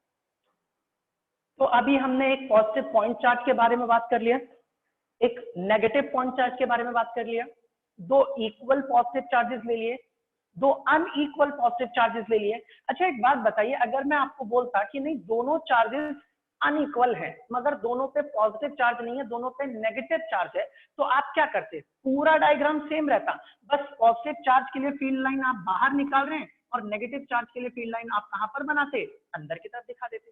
इससे हमें कोई फर्क नहीं पड़ने वाला, हमारा डायग्राम एज इट इज रहेगा, बस पॉजिटिव चार्जेस के लिए फील्ड लाइन बाहर निकलती हुई दिखाएंगे, क्योंकि अगर आप अपना टेस्ट चार्ज रखेंगे यूनिट पॉजिटिव टेस्ट चार्ज, तो ये पॉजिटिव उस वाले यूनिट पॉजिटिव टेस्ट चार्ज को रिपेल कर देगा, और अगर ये वाला चार्ज नेगेटिव होगा तो उस यूनिट पॉजिटिव टेस्ट चार्ज को ये अपनी तरफ क्या करेगा, अट्रैक्ट। मतलब अगर दोनों चार्जेस नेगेटिव भी हो तो भी डायग्राम यही बनेगा, बस फर्क इतना रहेगा कि जो एरो आप लोगों ने बाहर की तरफ बना रखे हैं अब वो एरो आपको कहां बनाने पड़ेंगे, अंदर की तरफ। ठीक है, अब ये हमारा चौथा वाला पार्ट खत्म। अब हम एक और केस को डिस्कस करते हैं। इस बार मैं एक काम करता हूं, दो चार्जेस ले रहा हूं, यहाँ पर पॉइंट नंबर 5 ले लिया, यहाँ लिख देते हैं that is two equal and opposite point charge, two equal and opposite point charges. और आप लोगों को सभी को पता है कि दो equal and opposite point charge के जो सिस्टम होता है उसे क्या बोलते हैं, डाइपोल। मतलब एक तरह से कहा जाए कि अब जो मैं आप लोगों के सामने फील्ड ड्रॉ करने जा रहा हूँ, फील्ड लाइन, वो किसके लिए ड्रॉ करने जा रहा हूँ, डाइपोल्स के लिए। सुनिए डाइपोल्स के लिए कैसे ड्रॉ करेंगे। डाइपोल्स में आपको पता है दो चार्जेस होते हैं और दोनों के दोनों इक्वल एंड अपोजिट होते हैं, एक पॉजिटिव होता है और दूसरा कैसा होता है, नेगेटिव होता है। सुनिए ध्यान से, मान लीजिए आप लोगों के पास यहाँ पर ये रहा पॉजिटिव चार्ज और इसके बाद मैंने यहाँ पर यूं लाइन ड्रॉ कर दी और इस जगह पर आपके पास उतना ही कैसा चार्ज है, नेगेटिव चार्ज। अब मुझे ये देखना है कि आखिर इस डाइपोल के लिए या दो equal and opposite point charges के लिए मैं फील्ड लाइंस ड्रॉ करना चाहता हूं, तो मैं कैसे ड्रॉ कर सकता हूँ। सुनिए, मान लीजिए आप लोगों ने अपना यूनिट पॉजिटिव टेस्ट चार्ज इस जगह पर रख दिया। भाई किसी का माइक ओपन रह रहा है, प्लीज उसे बंद कर लीजिए प्लीज। इस जगह पर आपने यूनिट पॉजिटिव टेस्ट चार्ज रखा। जैसे ही यूनिट पॉजिटिव टेस्ट चार्ज आप यहाँ पर रखेंगे, ये पॉजिटिव इस यूनिट पॉजिटिव टेस्ट चार्ज को जबरदस्ती रिपेल करेगा और अपने पास से कहाँ भगाएगा, दूर की तरफ भगाएगा। लेकिन जब ये इसे दूर भगाएगा तो आपका unit positive test charge repel होते होते दूर जाएगा, और ये कैसा चार्ज है, नेगेटिव, और ये नेगेटिव चार्ज उस यूनिट पॉजिटिव टेस्ट चार्ज को अपनी तरफ अट्रैक्ट करेगा। इसका मतलब अब की बार आपका यूनिट पॉजिटिव टेस्ट चार्ज इसी रास्ते को फॉलो करेगा और पॉजिटिव से चलना शुरू करेगा और कहां तक पहुंच जाएगा, नेगेटिव तक, और नेगेटिव उसे अपने पास अट्रैक्ट करके रोक लेगा। इसका मतलब आप कह सकते हो कि पॉजिटिव और नेगेटिव के केस में फील्ड लाइन पॉजिटिव से शुरू हो रही है और कहां पर जाके खत्म हो रही है, नेगेटिव पर। मान लीजिए अगर आप अपने यूनिट पॉजिटिव टेस्ट चार्ज को इस जगह पर रखते हैं, ऊपर की तरफ यहां पर रख देते हैं इस जगह, अगर आप इसे यहां रखेंगे तो ये इस यूनिट पॉजिटिव टेस्ट चार्ज को जबरदस्ती रिपेल करेगा ऊपर की तरफ, और जब ये इसे रिपेल करेगा तो जैसे इसको दूर भेज रहा होगा ना, तब तक ये नेगेटिव चार्ज उस यूनिट पॉजिटिव टेस्ट चार्ज को अपनी तरफ क्या कर लेगा, अट्रैक्ट। मतलब आप जब देखेंगे तो आपको उस यूनिट पॉजिटिव टेस्ट चार्ज का रास्ता कुछ ऐसा नजर आएगा। मतलब वो यहां से रिपेल होगा लेकिन ये इसे क्या कर लेगा, अट्रैक्ट। ऐसे अगर उस यूनिट पॉजिटिव टेस्ट चार्ज को आप यहां रखेंगे तो ये इसे रिपेल करके यहां से अपने पास से रिपेल करके अपने से कहां भेज देगा, दूर, और ये नेगेटिव चार्ज इसे अपनी तरफ क्या कर लेगा, अट्रैक्ट। अगर मैं उसी यूनिट पॉजिटिव टेस्ट चार्ज को यहां रखूं तो वो इस तरीके से यहां से रिपेल करके यहां अट्रैक्ट हो जाएगा। इसी तरीके से यहां देखा जाए तो इसका मतलब ये लाइन ऐसी नजर आएंगी। ऐसे ही देखा जाए तो और भी लाइंस नजर आएंगी, लेकिन अब मैं पूरी और लाइंस नहीं ड्रॉ कर सकता। ये वाली लाइन यहां से जाएगी ऊपर की तरफ से और इस तरीके से मूव करते हुए ये लाइन इस तरीके से ड्रॉ करनी पड़ेगी, ये लाइन यहाँ पर ड्रॉ करनी पड़ेगी। और लाइंस आप यहाँ से निकालना चाहते हैं निकाल लीजिए, दो और लाइंस निकाल दी, और वही दो लाइंस आपको यहाँ से वापस ला करके क्या करनी पड़ेगी, एंटर करनी पड़ेगी। इसी तरीके से एक लाइन यहाँ से निकाल दी और इसी तरीके से वो दूसरी लाइन यहाँ पर क्या करा दी, एंटर। क्योंकि दोनों चार्जेस इक्वल है इसलिए जितनी लाइनें इसमें से निकल रही हैं उतनी ही लाइनें इसके अंदर एंटर भी करनी चाहिए। तो आप चाहें तो इस तरीके से दिखा सकते हैं 1 2 3 4 5 6 7 8 9 10, टोटल 10 लाइनें हैं। 1 2 3 4 5 6 7 8 9 10, 10 लाइनें ये। उसके बाद 1 2 3 4 5 6 7 8 9 10 और 10 ही लाइनें ये। इसका मतलब दोनों के दोनों चार्जेस इक्वल है। इट मींस कि हमें एक बात पता चली कि इन केस ऑफ डाइपोल या फिर ऐसे दो चार्जेस जो इक्वल एंड अपोजिट मैग्नीट्यूड में इक्वल एंड अपोजिट है चार्जेस, तो उनके अंदर फील्ड लाइंस ना हमेशा पॉजिटिव चार्ज से निकलती हैं और किसके अंदर एंटर करती है, नेगेटिव चार्ज में। और जितनी फील्ड लाइन पॉजिटिव चार्ज से निकलेंगी उतनी ही फील्ड लाइंस नेगेटिव चार्ज के अंदर क्या करेंगी, एंटर कर जाएंगी। ये है हमारे पास डाइपोल के लिए फील्ड लाइंस को ड्रॉ करना। ठीक है, इसका स्क्रीनशॉट ले लीजिए। भाई ये किसी का ना माइक ओपन रह रहा है, मैं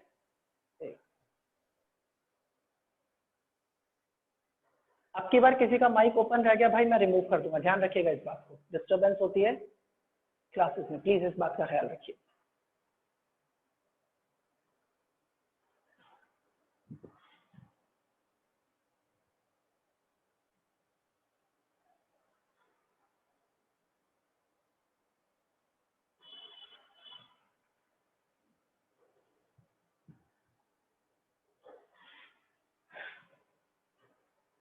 ठीक है, आप लोगों ने ड्रॉ कर लिया होगा।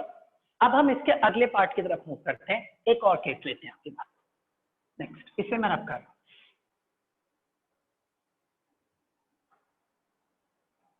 सुनिए ध्यान से।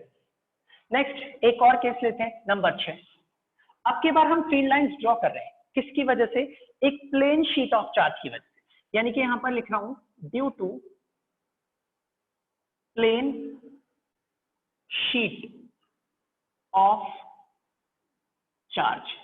और कैसा चार्ज, पॉजिटिव के लिए भी ड्रॉ करूंगा एंड नेगेटिव, दोनों ही केसेस के लिए ड्रॉ करूंगा। ये प्लेन शीट ऑफ चार्ज का क्या मतलब होता है, प्लेन शीट ऑफ चार्ज का मतलब है कि मान लीजिए आपके पास आपकी जो किताब है या आपके पास आपकी जो कॉपी है, उस कॉपी का एक पेज फाड़ लीजिए। उस पेज को आप बोल सकते हो एक प्लेन शीट है, और अगर आप उस शीट को रब करके या कैसे भी करके उससे पॉजिटिव या नेगेटिव चार्ज दे देते हो तो मैं इस शीट को बोलूंगा प्लेन शीट ऑफ चार्ज। अगर आपने इसे पॉजिटिव चार्ज दिया है तो बोल दूंगा ये पॉजिटिवली चार्ज शीट है, और अगर आपने इसे नेगेटिव चार्ज दिया है तो बोल दूंगा कि ये नेगेटिवली चार्ज शीट है। ये शीट कितनी भी बड़ी हो सकती है और छोटी भी हो सकती है, कोई फर्क नहीं पड़ता। ये इतनी भी बड़ी हो सकती है कि आप बोल सकते हो इनफाइनाइट साइज की शीट है। तो मेरा काम है कि ये शीट मेटल की हो सकती है, आप कागज की भी हो सकती है, कपड़े की भी शीट हो सकती है, कैसी भी शीट हो सकती है, बस एक प्लेन शीट ऑफ चार्ज है। अगर वो पॉजिटिवली चार्ज है और वो नेगेटिवली चार्ज है तो उसकी फील्ड लाइंस कैसे ड्रॉ करते हैं मैं आप लोगों के सामने यहाँ पर ड्रॉ करके दिखाता हूँ। यहाँ पर लिख लिया नंबर 1 पहला केस।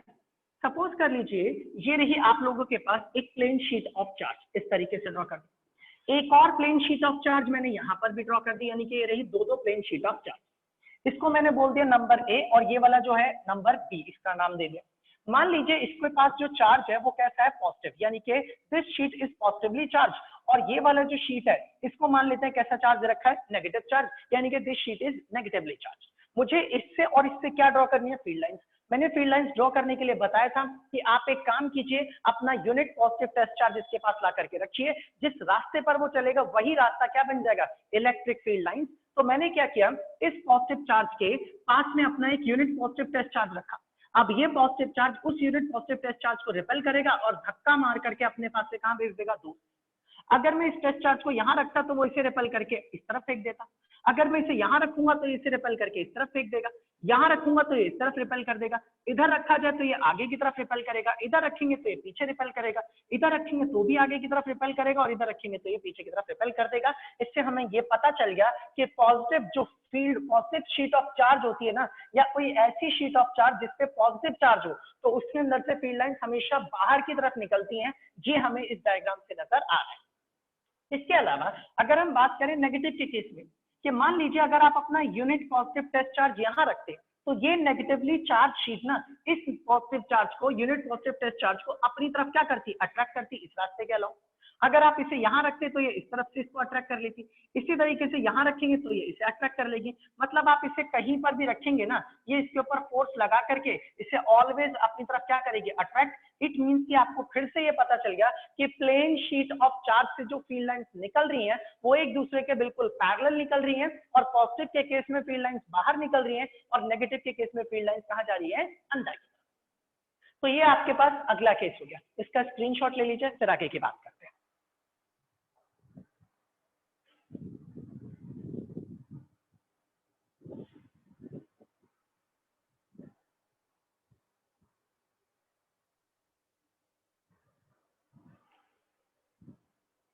ले लिया स्क्रीनशॉट आप लोगों ने? चलिए, ये हमारे पास अभी और भी चीजें हैं जो आप लोग जानोगे, मगर वो धीरे धीरे चीजों को सीखोगे। मगर एक बात जरूर याद रखना भाई, आप लोगों को अगर किताब में आप देखोगे ना तो आपको लगेगा कि हाँ बस ये डायग्राम बना दिया और हमें इन्हें याद रखना है। मैंने ये डायग्राम आपको याद करने के पर्पज से नहीं बनवाए हैं, ये लॉजिकली ड्रॉ किए हैं। और हम लोग ओके, हम यहाँ पर सारे के सारे डायग्राम ना बिल्कुल लॉजिक के साथ, वजह और रीजन के साथ ही ड्रॉ करेंगे। अच्छा, अब देखिए हम लोगों ने ये ड्रॉ तो कर लिया, मैं एक केस छोटा सा और डिस्कस कर देता हूं आप लोगों के साथ, थोड़ा सा ध्यान दीजिएगा। मैं इसे रब कर रहा हूं, देखिए जरा। मान लीजिए अगर आप लोगों के पास एक नहीं बल्कि दो शीट ऑफ चार्ज हो। सपोज कर लो एक शीट ऑफ चार्ज ये रही और दूसरी शीट ऑफ चार्ज ये रही आपके पास ये जो शीट ऑफ चार्ज है ये रही और दूसरी शीट ऑफ चार्ज यहाँ पर मैंने ड्रॉ कर दी।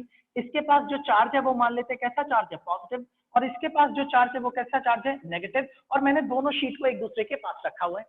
तो आप इसके अंदर देखेंगे, अभी अभी मैंने आपको बताया, आपने देखा कि पॉजिटिव से फील्ड लाइंस कहाँ निकलती हैं, बाहर, और नेगेटिव में फील्ड लाइंस कहाँ एंटर करती हैं, अंदर की तरफ। इसका मतलब ये फील्ड लाइंस ना पॉजिटिव से निकलेंगी और किसके अंदर एंटर कर जाएंगी, नेगेटिव में। फिर पॉजिटिव से निकलेंगे और किसमें एंटर करेंगी, नेगेटिव में। फिर पॉजिटिव से निकलेंगे और किसमें एंटर करेंगे, नेगेटिव में। और इसी तरीके से पॉजिटिव से निकल करके फील्ड लाइंस कहाँ जाएंगी, नेगेटिव के अंदर। इसका मतलब अगर आपको एक ही जगह पर पॉजिटिवली चार्ज शीट भी दिखे, नेगेटिवली चार्ज शीट भी दिखे, तो उसके अंदर की तरफ फील्ड बनेगी और वो फील्ड लाइंस ना आपको ऐसी नजर आएंगी। हमेशा फील्ड लाइंस पॉजिटिव से ड्रॉ करेंगे और कहां पर ले जाकर के खत्म करेंगे, नेगेटिव पर। इसका मतलब ये हुआ कि अगर आप अपना टेस्ट चार्ज यहां रखोगे तो ये पॉजिटिव प्लेट इस टेस्ट चार्ज को रिपेल करेगी और ये नेगेटिव अट्रैक्ट करेगी, और यहां से टेस्ट चार्ज चलते चलते यहां पहुंच जाएगा और जिस रास्ते पर चलेगा यही रास्ता बन जाएगा क्या, इलेक्ट्रिक फील्ड लाइन। तो आप अगर इसके लिए चाहें तो लिख सकते हैं two equal and opposite sheet of charges. इसके लिए लिख सकते हैं that is number 7, this is two equal and opposite plane sheet of charges. Two equal and opposite plane sheet of charges, one positive and one negative. तो आप इसे भी draw कर लीजिए.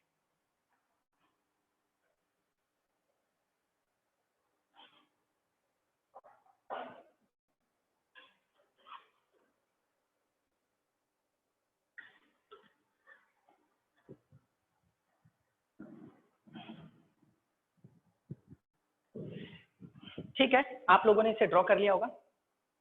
अब हम इसके आगे के बारे में बात करते हैं. और भी चीजें हैं जो आप धीरे धीरे करके और भी बहुत कुछ सीखोगे इसके अंदर. मैं अब इसे रब कर रहा हूं. अब हम शुरू करते हैं इसके अगले टॉपिक के बारे में. इसे मैं रब कर रहा हूं.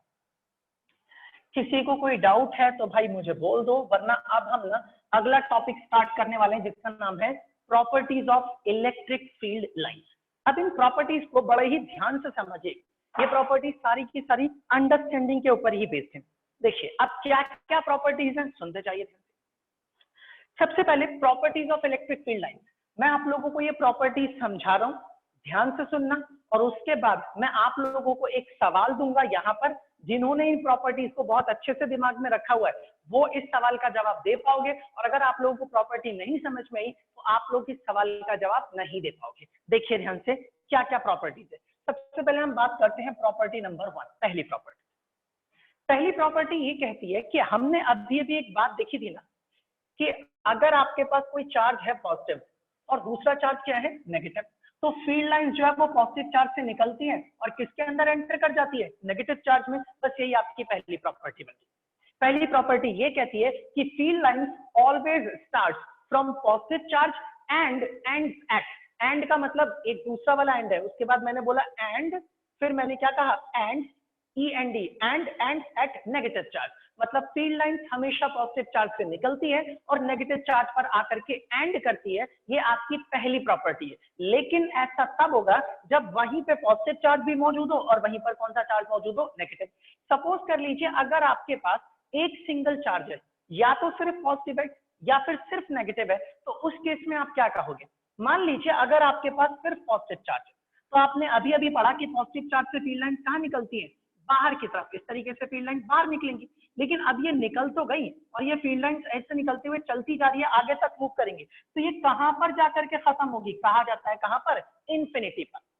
अगर मान लीजिए यही वाला चार्ज पॉजिटिव के बजाय नेगेटिव होता तो ये फील्ड लाइन आकर के नेगेटिव चार्ज पे खत्म होती. अब भाई ये फील्ड लाइन नेगेटिव पे आकर के खत्म हो रही है, इसका मतलब कहीं ना कहीं पर तो शुरू होंगी. तो कहां से शुरू हुई होंगी, तो हम ये मान करके चलते हैं कि वो कहां से शुरू होंगी, इंफिनिटी से. तो ये कहा जाता है पहली प्रॉपर्टी के अंदर कि charge always field lines always start from positive charge end at negative charge. ऐसा तब होगा जब पॉजिटिव और नेगेटिव दोनों चार्जेस एक साथ मौजूद होंगे. और अगर आपके पास एक सिंगल चार्ज है, या तो सिंगल पॉजिटिव चार्ज या सिंगल नेगेटिव चार्ज, तो आप ये बोलोगे कि फील्ड लाइन हो सकता है चार्ज से स्टार्ट होकर के इंफिनिटी पे खत्म हो, या हो सकता है इंफिनिटी से स्टार्ट होकर के कहां पे खत्म हो, चार्ज पर. But in case of a single charge, जब आपके पास एक अकेला चार्ज हो तो. अब देखो ये पहली प्रॉपर्टी का मतलब ये मत समझना कि इनकी नंबरिंग की हुई है. आप किसी भी प्रॉपर्टी को कभी भी बोल सकते हो, कोई भी प्रॉपर्टी का सीक्वेंस से कोई फर्क नहीं पड़ता. ये कोई ऐसा नहीं कि फर्स्ट लॉ का मतलब यही पहला लॉ है, ऐसा कुछ नहीं है. सिर्फ ये प्रॉपर्टीज है. मेरे दिमाग में जो जो प्रॉपर्टी आती जाएंगी मैं नंबरिंग डाल डाल के उनको पढ़ाता चला जाऊंगा. अब आपको क्लियर है कि field lines always start from positive charge और end at negative charge. Positive से फील्ड लाइन निकलती है, अगर सिंगल है तो इंफिनिटी तक जाके खत्म होंगी, और अगर नेगेटिव चार्ज है तो इंफिनिटी से शुरू होंगी और नेगेटिव चार्ज पर आकर के खत्म होगी. ये आपके पास थी पहली प्रॉपर्टी. अब हम बात करते हैं प्रॉपर्टी नंबर नेक्स्ट, दूसरी प्रॉपर्टी के बारे में. अच्छा, ये प्रॉपर्टी कोई अनोखी बात नहीं थी. आपने अभी अभी जो चीजें सीखी उसी के ऊपर बेस्ड ये बात मैंने आप लोगों को बताई. अब देखिए दूसरी प्रॉपर्टी क्या कहती है. दूसरी प्रॉपर्टी का एक्सप्लेनेशन ना आप लोगों को अगले चैप्टर में मिलेगा भाई. और ऐसा एक्सप्लेनेशन कि मैं उसको पूरा प्रूफ करके निकाल के दिखाऊंगा कि क्या आंसर है उस चीज का. बट हाँ, कॉमन सेंस से सोचोगे तो इसका जवाब मिल जाएगा. सेकंड प्रॉपर्टी यानी कि अगली प्रॉपर्टी ये कहती है कि मान लीजिए अगर आपके पास कोई भी एक कंडक्टर है या कोई भी एक बॉडी है जिसके पास क्या है, चार्ज. सपोज कर लो इसके पास कौन सा चार्ज है, पॉजिटिव चार्ज. तो आप जानते हैं पॉजिटिव चार्ज से फील्ड लाइंस निकलती हैं, और मान लो यहाँ पर कौन सा चार्ज रखा हुआ है, negative charge. Field lines positive से शुरू होती हैं और नेगेटिव में जाकर के एंटर करती हैं. तो हमने ये बात देखी, ये बात ऑब्जर्व की कि जब कभी भी फील्ड लाइंस पॉजिटिव चार्ज से बाहर निकलती है ना, तो ऑलवेज फील्ड लाइन जब कभी भी पॉजिटिव चार्ज से बाहर निकलती हैं तो they are always perpendicular to the surface of the conductor. हमेशा इस कंडक्टर की सरफेस से कैसे निकलती हैं? परपेंडिकुलरली। और पॉजिटिव से निकल करके जब नेगेटिव पे आकर के खत्म होंगी, तो भी जब वो आकर के इसके ऊपर एंड होंगी तो भी कितने एंगल पे एंड होंगी? यहाँ पर भी कैसा होगा? परपेंडिकुलर। तो यहाँ से हमने एक प्रॉपर्टी और जानी कि field lines are always perpendicular to the surface of the conductor whether they are starting or ending at the conductor। यानी कि फील्ड लाइन हमेशा किसी भी चार्ज कंडक्टर की सरफेस के ऑलवेज परपेंडिकुलर होती हैं। परपेंडिकुलर को नॉर्मल भी कहते हैं, always normal to the surface of the conductor, चाहे वो किसी चार्ज से स्टार्ट हो रही हो, चाहे वो किसी चार्ज पर एंड हो रही हो। इट मींस कि अगर कोई बच्चा या कोई टीचर आप लोगों के सामने ऐसा डायग्राम बना दे और बोले ये फील्ड लाइन है, तो आप बोल देंगे सर ऐसी फील्ड लाइन पॉसिबल नहीं है, क्योंकि field lines are always perpendicular to the surface of the conductor. तो ये आपके पास प्रॉपर्टी नंबर नेक्स्ट थी। अब ये क्यों परपेंडिकुलर होती है? एक तो कॉमन सेंस से सोच सकते हो कि भाई अगर एक कूलम का चार्ज यहाँ रखेंगे ना, तो ये इसके पास एक कूलम का चार्ज रखेंगे तो ये इसे ऐसे रिपेल करेगा अलोंग द रेडियस, और रेडियस हमेशा परपेंडिकुलर ही होता है। ये कॉमन सेंस है, वरना मैं इसका मैथमेटिकल प्रूफ ना अगले चैप्टर के अंदर आएगा तो हम वहां पे इसको प्रूफ करेंगे और इसको समझेंगे भी। ध्यान से समझिएगा इस चीज को, ठीक है? अभी के लिए फिलहाल आप इस चीज को ध्यान रखेंगे। अगली प्रॉपर्टी सुनिए। नेक्स्ट प्रॉपर्टी क्या कहती है? अगली प्रॉपर्टी कहती है कि field lines are always continuous charge. Continuous मतलब लगातार। कहते हैं फील्ड लाइंस कभी भी टूटी हुई नहीं हो सकती, ये होंगी तो हमेशा कैसी होंगी? कंटिन्यूअस कर्व होगी, लगातार कर्व्स होंगी। लगातार का मतलब है कि मान लीजिए अगर आपके पास यहाँ पर कोई पॉजिटिव चार्ज है और बहुत दूरी पर यहाँ पर कोई नेगेटिव चार्ज है, यहाँ से फील्ड लाइन स्टार्ट होती है और नेगेटिव चार्ज में जाकर के एंटर कर जाती है। अगर मैं इतने हिस्से की बात करूं, इस हिस्से को आप चाहो तो बोल सकते हो this is a charge free region. इस जगह पर कोई भी चार्ज वार्ज मौजूद नहीं है, चार्ज यहाँ पर मौजूद है, चार्ज यहाँ पर मौजूद है। मैं इतने हिस्से की बात कर रहा हूँ तो ये वाली जगह जो है वो चार्ज फ्री रीजन है, यहाँ पे चार्ज नहीं है। लेकिन ना फील्ड लाइंस इस तरीके से चलती हुई जा रही है, तो कह रहे फील्ड लाइंस आप जब कभी भी देखोगे ना तो कंटिन्यूअस होगी। कंटिन्यूअस मतलब लगातार होगी। ऐसा कभी नहीं हो सकता कि कहीं पे आपको फील्ड लाइन दिखे और वो टूटी हुई नजर आ जाए कि भाई यहाँ तक फील्ड लाइन है, उसके बाद यहाँ से स्टार्ट हो गई और फिर ये चलती हुई चली जाएगी। इट मींस कि ये चीज पॉसिबल नहीं है। फील्ड लाइंस हमेशा कंटिन्यूअस कर्व होती है ऑलवेज, और कहीं पर भी इसमें ब्रेक नहीं होता, ये कर्व टूटा हुआ नहीं होता। आखिर इसका क्या मतलब है, क्या मीनिंग है, क्यों कहते हैं कि ये ब्रेक नहीं होना चाहिए? देखिए, एक्चुअल में फील्ड लाइन वो रास्ता होती है जिसके ऊपर हमारा unit positive test charge move करता है, अगर वो मूव करने के लिए फ्री है तो। आपका टेस्ट चार्ज यहां आपने रखा, अब इसने इसको टेस्ट चार्ज को रिपेल किया, ये चलता जाएगा चलता जाएगा चलता जाएगा चलता जाएगा और फील्ड लाइन बनती चली जाएंगी। अब जैसे चलते चलते यहां तक आया, अब यहाँ के बाद से यहां से लेके यहाँ तक कोई फील्ड लाइन नहीं नजर आई। इसका क्या मतलब निकलता है? इसका मतलब यहाँ पर टेस्ट चार्ज आया और आने के बाद ना सीधा जंप करके यहाँ से यहाँ तक पहुंच गया और उसके बाद यहाँ पर चलना शुरू हो गया। पहली चीज तो अपने आप को जंप नहीं कर सकता। दूसरी चीज, अगर कोई सोच रहा है कि सर ये यहाँ से जंप करके यहाँ जा सकता है, तो भाई अगर ये जंप करके भी जाएगा ना तो जंप करते वक्त भी कोई रास्ता तो तय करेगा ना। फिर जैसे ही जंप करेगा तो यहाँ पर फील्ड लाइन ना हल्की सी ऊपर उठी हुई ऐसी नजर आ जाएगी, मगर ऐसा नहीं हो सकता कि फील्ड लाइन वहां से गायब ही हो जाए। फील्ड लाइन होगी जरूर, चाहे वो रास्ता कैसा भी तय करे, चाहे वो जंप करके जाए, चाहे जमीन के अंदर से जाए, चाहे आसमान के ऊपर से जाए, मगर वो कहीं ना कहीं से तो जाएगा। लेकिन फिर भी अगर मान लो वो जंप नहीं करता, सीधा ऐसा अगर लाइन बना देते हैं इस तरह की, तो इसका मतलब ये हो गया कि चार्ज चलता गया यूनिट पॉजिटिव टेस्ट चार्ज यहाँ पर पहुंचा और यहाँ पर आने के बाद एकदम से गायब हो गया और फिर अपने आप ही यहाँ से प्रकट हो गया और फिर प्रकट होकर दोबारा से चलने लग गया। ऐसा पॉसिबल नहीं है कि चार्ज यहाँ तक पहुंचे उसके बाद गायब हो जाए और फिर अपने आप यहाँ पे पैदा हो जाए और फिर से चलना शुरू हो जाए। इसका मतलब ये चीज ना एक कॉन्ट्रडिक्शन की तरफ इशारा कर रही है कि अगर चार्ज है और चलेगा तो पूरे रास्ते पर चलेगा। ऐसा कभी नहीं हो सकता कि इस तरह की फील्ड लाइन कहीं पर भी ब्रेक या टूटी हुई नजर आ जाए। यानी कि अगर आप लोगों को कोई सवाल दिया जाए और उसके अंदर फील्ड लाइन नजर आ रही है और कहीं पे फील्ड लाइन टूटी हुई दिख जाए, तो समझ लेना कि ये फील्ड लाइन गलत है, क्योंकि इलेक्ट्रिक फील्ड लाइन हमेशा एक कंटिन्यूअस कर्व होती है बिना किसी ब्रेक्स के। उसमें कहीं पर भी कोई भी लाइन ना टूटी हुई या कटी हुई नहीं हो सकती। ये आपकी अगली प्रॉपर्टी है। अब हम बात करते हैं नेक्स्ट प्रॉपर्टी की, और ये जो अगली प्रॉपर्टी है ये आप लोगों के लिए बड़ी सिंपल सी है, ये मैं आपको पहले ही बता चुका हूं। Next property number 4। सबसे पहले मैंने यही बताया था कि अगर आपके पास कोई भी इलेक्ट्रिक फील्ड लाइन है तो ये इसकी प्रॉपर्टी है कि आप किसी भी फील्ड लाइन को, मान लीजिए इस तरीके की फील्ड लाइन है, किसी भी फील्ड लाइन के ऊपर अगर आप किसी भी पॉइंट के ऊपर टेंजेंट ड्रॉ कर दोगे तो वो टेंजेंट ना उस जगह के इलेक्ट्रिक फील्ड इंटेंसिटी की क्या बता देगा, डायरेक्शन। ये आपकी नेक्स्ट प्रॉपर्टी है। तो अगली प्रॉपर्टी ये कहती है कि किसी भी फील्ड लाइन के ऊपर, किसी भी पॉइंट के ऊपर अगर आप टेंजेंट ड्रॉ करते हो, मान लो मैंने इस तरफ टेंजेंट ड्रॉ कर दिया, तो वो टेंजेंट की जो डायरेक्शन है वो बता देगी कि इस जगह पर इलेक्ट्रिक फील्ड इंटेंसिटी की डायरेक्शन क्या है। मतलब इस जगह पर फील्ड इंटेंसिटी की डायरेक्शन ये है और इस जगह पर फील्ड इंटेंसिटी की डायरेक्शन ये है। This is your property number 4। ये आपकी चौथी प्रॉपर्टी थी। चलिए अब हम बात करते हैं अगली प्रॉपर्टी की, क्या है सुनिएगा। Property number 5। अब ये प्रॉपर्टी नंबर 5 क्या है? प्रॉपर्टी नंबर 5 ही कहती है कि they do not form close loop, they do not form close loop. कहते हैं फील्ड लाइंस ना कभी भी क्लोज लूप नहीं बनाते, कभी नहीं बनाएंगे। क्यों नहीं बनाएंगे मैं आपको समझाता हूं। आप पहले समझिए लूप क्या होता है। भाई कोई भी चीज, कोई भी लाइन अगर यहीं से शुरू हो और यहीं आकर के खत्म हो जाए तो आप बोलोगे ये एक लूप बन गया, क्लोज लूप।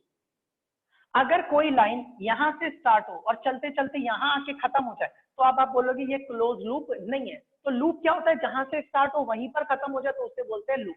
तो ये कह रहे हैं कि फील्ड लाइन ना कभी भी क्लोज लूप नहीं बनाती, कभी नहीं बनाती। अब क्यों नहीं बनाती ये प्रॉपर्टी मैं आपको समझाता हूं कि क्यों नहीं बनाती। मान लीजिए आप लोगों के पास इस जगह पर एक पॉजिटिव चार्ज, आप जानते हैं पॉजिटिव चार्ज से फील्ड लाइंस कहां निकलती हैं? बाहर की तरफ। तो मान लीजिए इस पॉजिटिव चार्ज से फील्ड लाइंस निकली बाहर की तरफ और सपोज कर लेते हैं कि ये क्लोज लूप बना रही है। तो अगर क्लोज लूप बनाएंगी इट मींस दैट कि फील्ड लाइंस इस तरीके से निकली और यहां तक गई और वापस यहां तक पहुंच गई। अब ये क्लोज लूप बन गया, लेकिन ये डायग्राम सही नहीं है। क्यों सही नहीं है? क्योंकि भाई अगर ये चार्ज पॉजिटिव है और पॉजिटिव से फील्ड लाइंस अगर निकल रही है तो ये फील्ड लाइंस कहां जाके खत्म होंगी? या तो इंफिनिटी पर या फिर नेगेटिव चार्ज के ऊपर। यहां देखने पर क्या पता लग रहा है कि पॉजिटिव चार्ज से फील्ड लाइंस निकली और फिर पॉजिटिव में ही एंटर कर गई। हम जानते हैं कि पॉजिटिव चार्ज से फील्ड लाइन सिर्फ निकलती है, एंटर नहीं करती। इसका मतलब अगर ये क्लोज लूप बनाएगा तो इसका मतलब अरे अरे आवाज किसकी आ रही थी? आप लोगों को समझ में नहीं आता, क्लासेस चल रही है उसी बीच में आप लोगों का माइक ऑन हो जाता है, कुछ पता ही नहीं चलता आप लोगों को यार। होगा बताइए मेरे। इफ्रा जी आपके यहाँ से माइक ऑन था, प्लीज ध्यान दीजिए इस चीज का।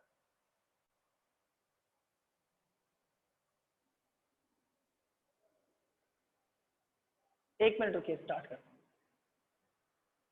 ठीक है, अब सुनिए जरा ध्यान से। तो इसका मतलब आप लोगों को अब ये बात समझ में आ गई होगी कि अगर आपके पास कोई चार्ज पॉजिटिव है और पॉजिटिव से फील्ड लाइंस अगर निकल रही है तो वो वापस पॉजिटिव में एंटर नहीं कर सकती।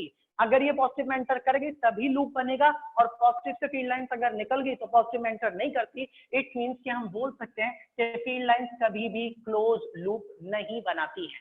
ठीक है, अब सुनिए ध्यान से।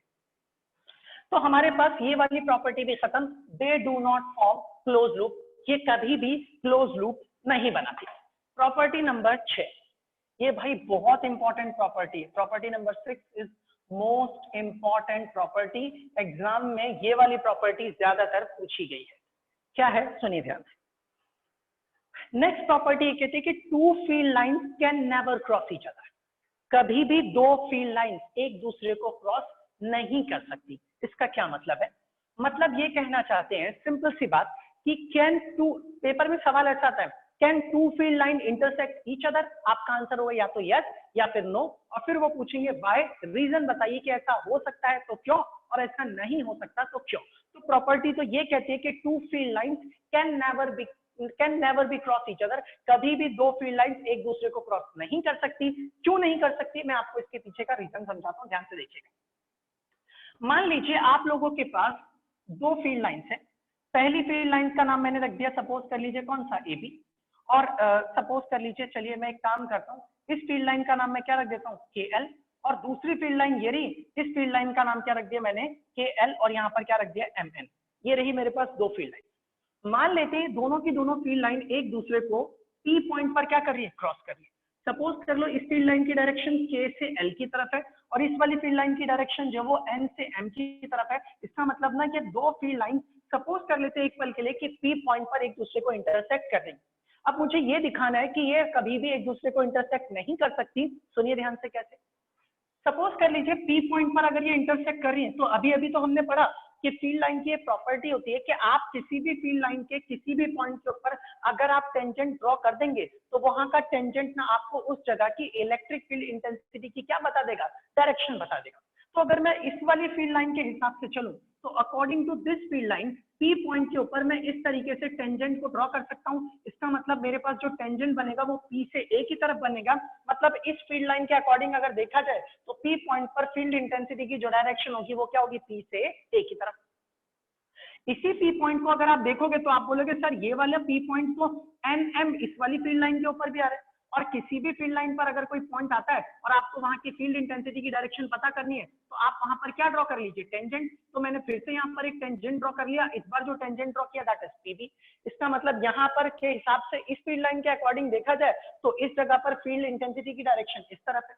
इट मीन्स कि दो फील्ड लाइन जहां पर कट कर रही है उस कॉमन पॉइंट पे आप लोग कितने टेंजेंट ड्रॉ कर सकते हो, दो टेंजेंट ड्रॉ कर सकते हो। इसका मतलब ये हुआ कि पी पॉइंट पर जो एक फील्ड मौजूद है, एक फील्ड की एक ही जगह पर एक ही टाइम पर एक ही वक्त पे दो दो डायरेक्शन पॉसिबल नहीं है। ऐसा हो ही नहीं सकता कि एक ही फील्ड की दो दो डायरेक्शन पॉसिबल हो, तो विच इज नॉट पॉसिबल। इसलिए कहा जाएगा कि दो फील्ड लाइन एक दूसरे को कभी भी क्रॉस नहीं कर सकती। मैं आप लोगों को इस चीज को थोड़ा अपने तरीके से समझाता हूँ, फिर मैं इसको थोड़ा प्रॉपर वे में लिखना आप लोगों को बताऊंगा। सुनिए ध्यान से, इसका क्या मतलब है, इसका प्रैक्टिकल मीनिंग क्या है।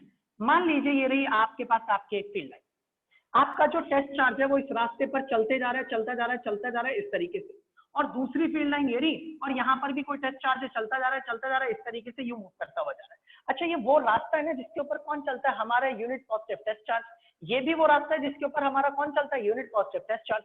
तुम्हें क्या लगता है कि एक पॉजिटिव टेस्ट चार्ज यहाँ से आ रहा है और एक यूनिट पॉजिटिव टेस्ट चार्ज यहाँ से आ रहा है, क्या वो दोनों एक दूसरे के पास आते आते आते आते दोनों ही पॉजिटिव चार्जेस हैं, वो दोनों एक दूसरे को क्या एक दूसरे के पास आ पाएंगे, नहीं आ पाएंगे। भाई दोनों पॉजिटिव चार्जेस एक दूसरे को क्या करेंगे, रिपेल, और अगर रिपेल करेंगे तो ये अपना रास्ता बदल करके कहीं और चला जाएगा और ये अपना रास्ता बदल करके कहीं और चला जाएगा।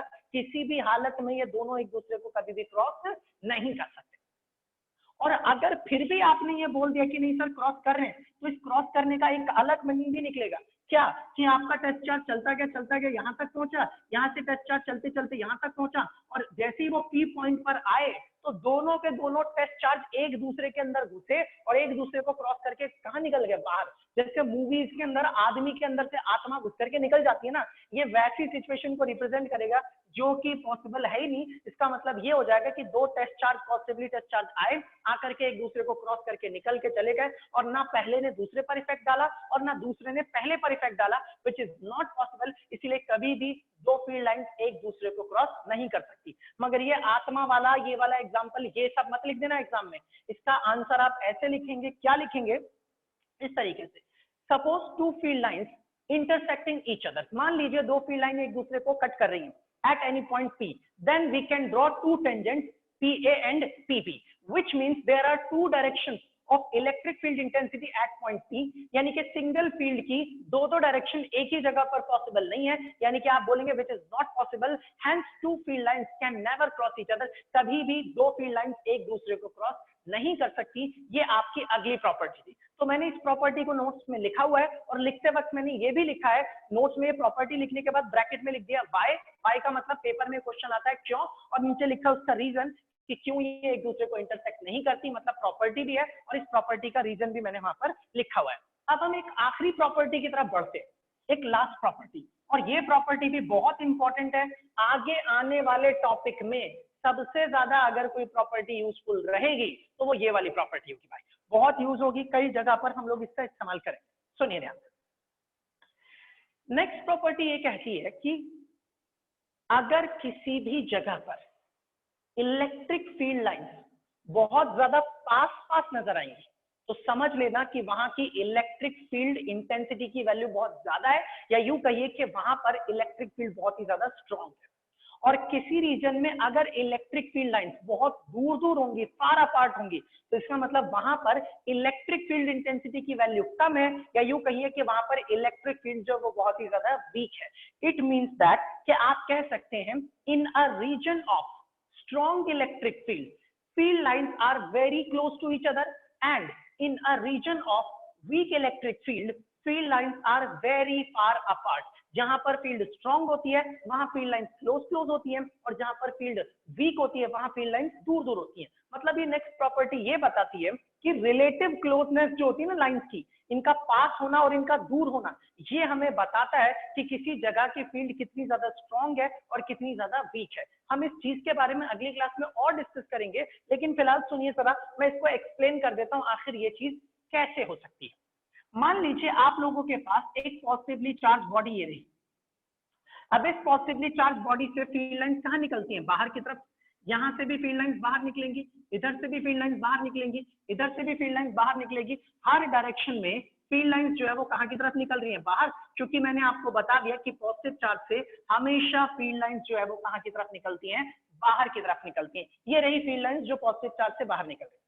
आप लोगों को पता है कि एक पॉइंट चार्ज है, और पॉइंट चार्ज के केस में अगर मैं बोलूं इलेक्ट्रिक फील्ड इंटेंसिटी का फॉर्मूला क्या होता है, तो आप बोलते हैं E = 1/4πε0 Q अपॉन में R का स्क्वायर। और यहां से आपको पता लग रहा है कि electric field is inversely proportional to the square of the distance. मतलब आपका डिस्टेंस जितना बढ़ेगा फील्ड उतनी ही क्या होती जाएगी? कम। अब मैं आप लोगों के सामने दो पॉइंट्स लेता हूं, एक पॉइंट यहां पर ले लिया A और एक पॉइंट यहां पर ले लिया कौन सा? B। मैं आपसे पूछूं कि A और B में से किस जगह पर फील्ड ज्यादा है और क्यों? तो आप सभी लोग जवाब दोगे सर A पॉइंट पे फील्ड ज्यादा होगी और B पॉइंट पे फील्ड कैसी होगी? कम। क्यों A पॉइंट पे फील्ड ज्यादा है? क्योंकि ये चार्ज के ज्यादा पास है, डिस्टेंस कम है, कम डिस्टेंस होगा तो फील्ड कैसी होगी? ज्यादा। और B पॉइंट जो है वो चार्ज से ज्यादा दूर है, डिस्टेंस इसका ज्यादा है, और डिस्टेंस ज्यादा होगा तो फील्ड कैसी होगी? कम। तो पता ये चला कि चार्ज के पास में फील्ड ज्यादा होती है और चार्ज से दूरी पर फील्ड कैसी होती है? कम। अच्छा जरा इस जगह पर मुझे बताना, जो आपके चार्ज के पास वाला पॉइंट है A, यहाँ पर फील्ड लाइन जरा देखिए बहुत पास मौजूद है, और B जहां पर है ना वहां फील्ड लाइन कैसी है? बहुत ही ज्यादा दूर।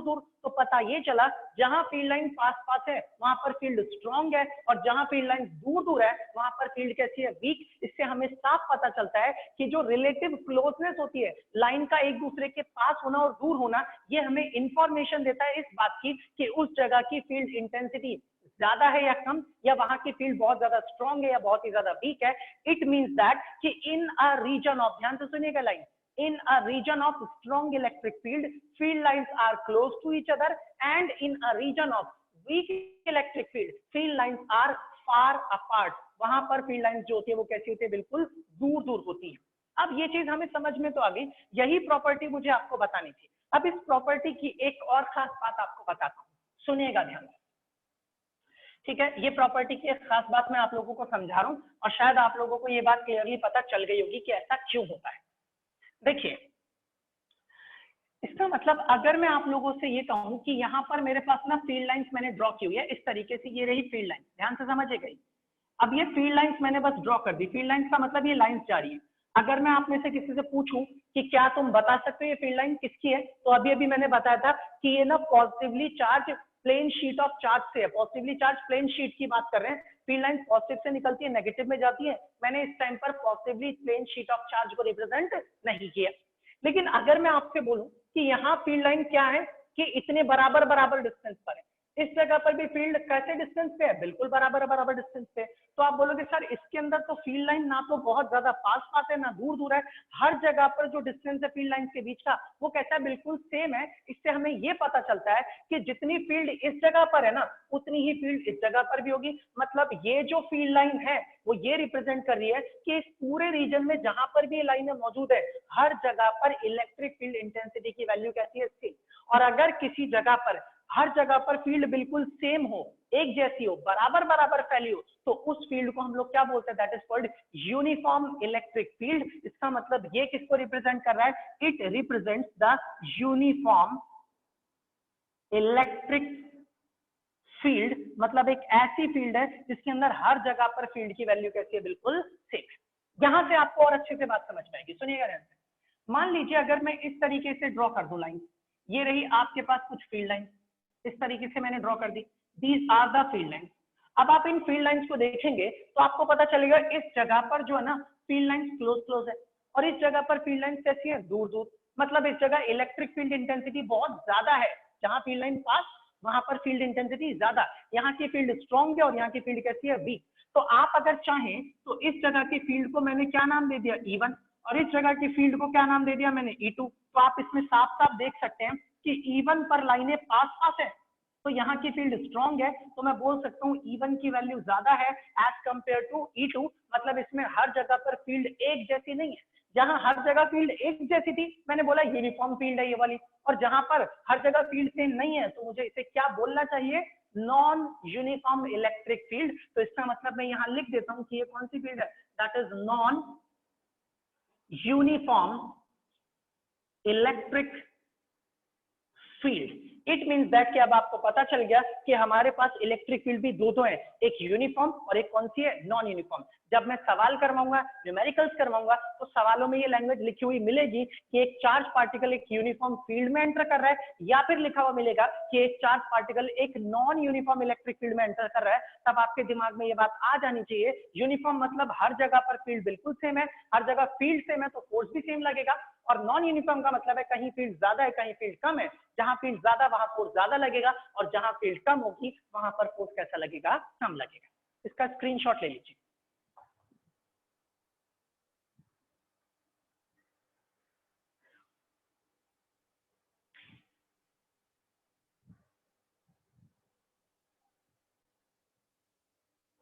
ठीक है जी, ले लिया आप लोगों ने स्क्रीनशॉट इसका।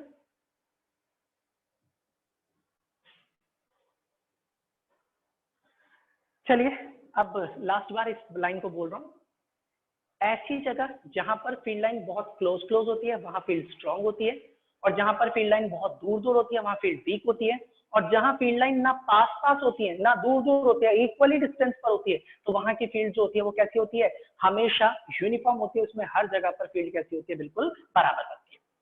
ठीक है, अब आज के लिए ना यहीं तक रहने देते हैं, क्लास आज की यहीं फिनिश कर रहा हूँ। अभी हम फील्ड लाइन के बारे में और भी कुछ है जो नेक्स्ट क्लास में जानेंगे, और उसके बाद हम इसके न्यूमेरिकल्स करेंगे। मैं इसके ऊपर बेस ना एक छोटा सा क्वेश्चन देने वाला था। आज मैथ की क्लास है? नहीं, आज मैथ की क्लास नहीं है भाई, एक मिनट रुक जाओ, एक छोटा सा सवाल है, बस 1 मिनट लगेगा, मैं उस सवाल को करवा दूंगा आप लोगों को, वरना फिर रह जाएगा, मैं ध्यान से उतर गया था मेरे। 1 मिनट रुक जाइए, मैथ की क्लास कल ही होगी, ठीक है। और अभी मुझे आपको एक इंपॉर्टेंट बात बतानी है, सुन लीजिएगा, इसके बाद पहले बस इस न्यूमेरिकल को, इस छोटे से सवाल को देख लीजिए। और भाई ऑनेस्टली, ईमानदारी से मैं सवाल दे रहा हूँ, आप लोग तसल्ली से, जिनको जवाब आता हो और बताना चाहते हो तो बता देना, और नहीं भी बताते हो और आपको आता है, आप समझ गए क्या इसका जवाब ये है, तो फिर कम से कम आपके मन में कॉन्फिडेंस तो हो गया कि हाँ चल मुझे समझ में आ गया, तब मैं इस सवाल का जवाब दे पा रहा हूँ। ये हमारी ना एनसीईआरटी फिजिक्स की एनसीईआरटी का ना क्वेश्चन नंबर 1.26 है। ये सवाल मैं पढ़ रहा हूँ, क्या लिखा है सवाल में, लिखा है which among the curves in the figure can not possibly represent the electrostatic field line. कह रहा है इस फिगर के अंदर कौन कौन सी फील्ड लाइंस जो है वो इलेक्ट्रोस्टैटिक फील्ड लाइन को रिप्रेजेंट नहीं करती। तो सुनिए ध्यान से, यहाँ पर आप लोगों के पास पहला डायग्राम दे रखा है, डायग्राम नंबर ए। इस तरीके से आपके पास एक टेढ़ी मेढ़ी बॉडी बना रखी है, जिनके पास बुक है वो देख सकते हैं, और इसके ऊपर बहुत सारा पॉजिटिव चार्ज है, और ये कह रहे हैं कि ये जो बॉडी है वो क्या है, वो एक कंडक्टर है, और इस कंडक्टर से फील्ड लाइंस इस तरीके से कहाँ निकल रही हैं, बाहर की तरफ निकल रही हैं फील्ड लाइंस, और आप लोगों को इसके अंदर से ये बताना है कि ये फील्ड लाइन सही है या गलत है, गलत है तो क्यों है, और सही है तो क्यों सही है। अभी एक साथ जवाब दीजिएगा, नंबर 1 के बाद नंबर 2। दूसरा डायग्राम हमारे पास दे रखा है, दिस इज ये पॉजिटिव चार्ज, इस तरीके से यहाँ पर ये डायग्राम दे रखे हैं, आप इसे तसल्ली से देखिएगा और फिर इसके बाद इसका जवाब दीजिएगा, ऐसी जल्दबाजी में हड़बड़ी में जवाब मत देना भाई। बस मैं इसे फटाफट ड्रॉ कर लूं, उसके बाद आप इसका जवाब दे सकते हैं।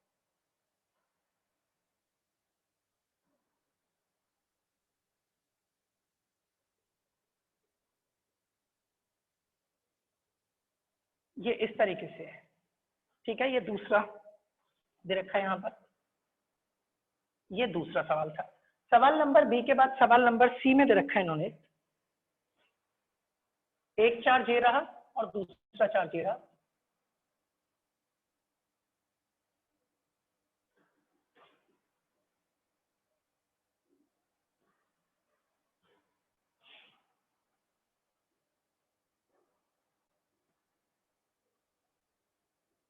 ये सवाल नंबर सी। फिर सवाल नंबर डी में दे रखा है,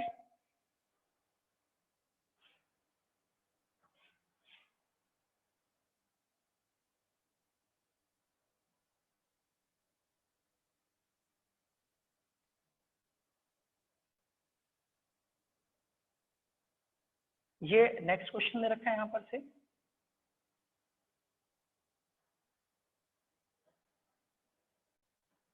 और ये रहा आपके पास इसका एक आखिरी सवाल, लास्ट क्वेश्चन, सवाल नंबर ई।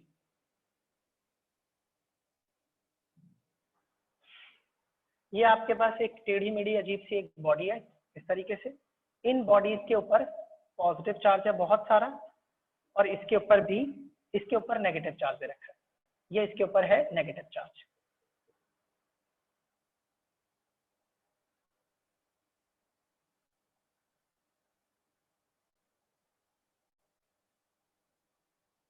इस तरीके का डायग्राम बना हुआ है आपके पास। और अब आप लोगों को इस सवाल में ये जवाब देना है कि कौन सी फील्ड लाइन सही रिप्रेजेंट कर रहा है कौन सा डायग्राम, और कौन सा डायग्राम गलत। आपको सही और गलत का भी जवाब देना, और साथ में ये भी जवाब देना है कि क्यों सही है और क्यों गलत है। सवाल नंबर 1 पहला, सिर्फ इतना जवाब दीजिए, सही या गलत। सही है। हाँ सही है।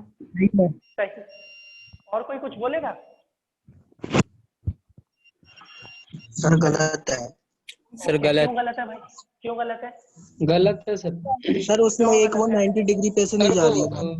हाँ बिल्कुल सही। इसके अंदर ना मैंने कहा था field lines are always perpendicular to the surface of the conductor. ये वाली फील्ड लाइन जो है वो सरफेस के परपेंडिकुलर नहीं है, ये वाली फील्ड लाइन सरफेस के परपेंडिकुलर नहीं है, ये भी परपेंडिकुलर नहीं है। इसका मतलब पहला वाला जो सवाल है वो गलत है। और रीजन क्या है, फील्ड हमेशा सरफेस के परपेंडिकुलरली ही स्टार्ट होती है और एंड होती है, इसलिए पहला वाला डायग्राम बिल्कुल गलत है। दूसरा वाला सर वो सवाल इंटरसेक्ट भी तो करेगा। अच्छा ठीक है, कोई नहीं, वो भी एक ही आंसर से क्लियर हो गया, उसी से आप जवाब दे सकते हो। दूसरा सवाल का जवाब दीजिए, सही है या सर गलत? ये भी गलत ही है। क्यों गलत है भाई? सर इसमें नेगेटिव से भी निकल रही है, नेगेटिव से वो हाँ फिर निकलेगी नहीं। बिल्कुल सही, ठीक ठीक ठीक। पॉजिटिव चार्ज से फील्ड लाइंस निकलती हैं, बिल्कुल सही है। नेगेटिव में एंटर करती है, ये भी बिल्कुल सही है। लेकिन फिर नेगेटिव से भी निकलती हुई दिखा दी तो ये भी गलत, क्योंकि नेगेटिव से फील्ड लाइंस कभी भी बाहर की तरफ निकलती ही नहीं है। इसका मतलब आपका सेकंड वाला केस भी गलत है। और इसका रीजन क्या होगा कि फील्ड लाइंस हमेशा पॉजिटिव से निकलती है, और इस डायग्राम में फील्ड लाइंस को नेगेटिव चार्ज से भी निकलता हुआ दिखाया गया है। अब सी पार्ट के ऊपर आ जाइए और बताइए जरा, सी वाला सही है गलत है? सर सी वाला सही था। सही है। सही सी वाला बिल्कुल सही है, एकदम करेक्ट। इसमें कोई कमी नहीं है, कोई खराबी नहीं है। अच्छा अगर कोई आपसे ये पूछे कि बता सकते हो इन दोनों चार्जेस का रेशियो क्या होगा, तो सर 1:1। 1:1 किससे पता चलेगा? इन लाइनों से। याद रख लेना, इसकी लाइनें और इसकी लाइनें कैसी हैं? इक्वल है। और ये इक्वल होगी तो चार्जेस को भी कैसा माना जाएगा? इक्वल ही माना जाएगा। रेशियो का 1:1। आज से कई साल पहले आईआईटी में ऐसा एक क्वेश्चन आया था, इसमें 16 लाइनें दे रखी थी और इसमें 4 लाइनें दे रखी थी, और पूछा था चार्जेस का रेशियो क्या है, तो आप 16 और 4 का रेशियो निकाल दोगे, 4:1। ये था चार्जेस का रेशियो। ठीक है, अब तो डी वाला बिल्कुल सही है, इसमें कोई प्रॉब्लम नहीं है। ए गलत हो गया, बी गलत हो गया, डी सी सही है। अब डी वाला डायग्राम देखिए, ये इतना है। अब बताइए सही है गलत? सर ये भी गलत है, इसमें इंटरसेक्शन हो रही है, ओवरलैप कर रहे हैं एक दूसरे को। हाँ, दो फील्ड लाइंस एक दूसरे को कभी भी क्रॉस नहीं कर सकती, इसलिए ये वाला डायग्राम भी गलत है। अब इसके बारे में बताइए। सर ये भी गलत है, क्लोज हाँ, लूप बन रहा है इसमें। बिल्कुल वाले ठीक है। ये देख रहे हैं इसके अंदर क्या बन रहा है? Close loop. तो ई वाला भी गलत है, क्योंकि इसके अंदर क्लोज लूप कभी भी बनना नहीं चाहिए। ये सब कुछ मैंने बता दिया। आपके एनसीईआरटी का क्वेश्चन नंबर 26 है, आप एक बार जाके चेक कर सकते हैं। ठीक है, अब अभी के लिए इतना रहने देते हैं, लेकिन मैं जाने से पहले आपको एक जरूरी बात बता देता हूँ। अभी आपकी क्लास ना ऐसे ही कंटिन्यू चलेगी 5 to 6।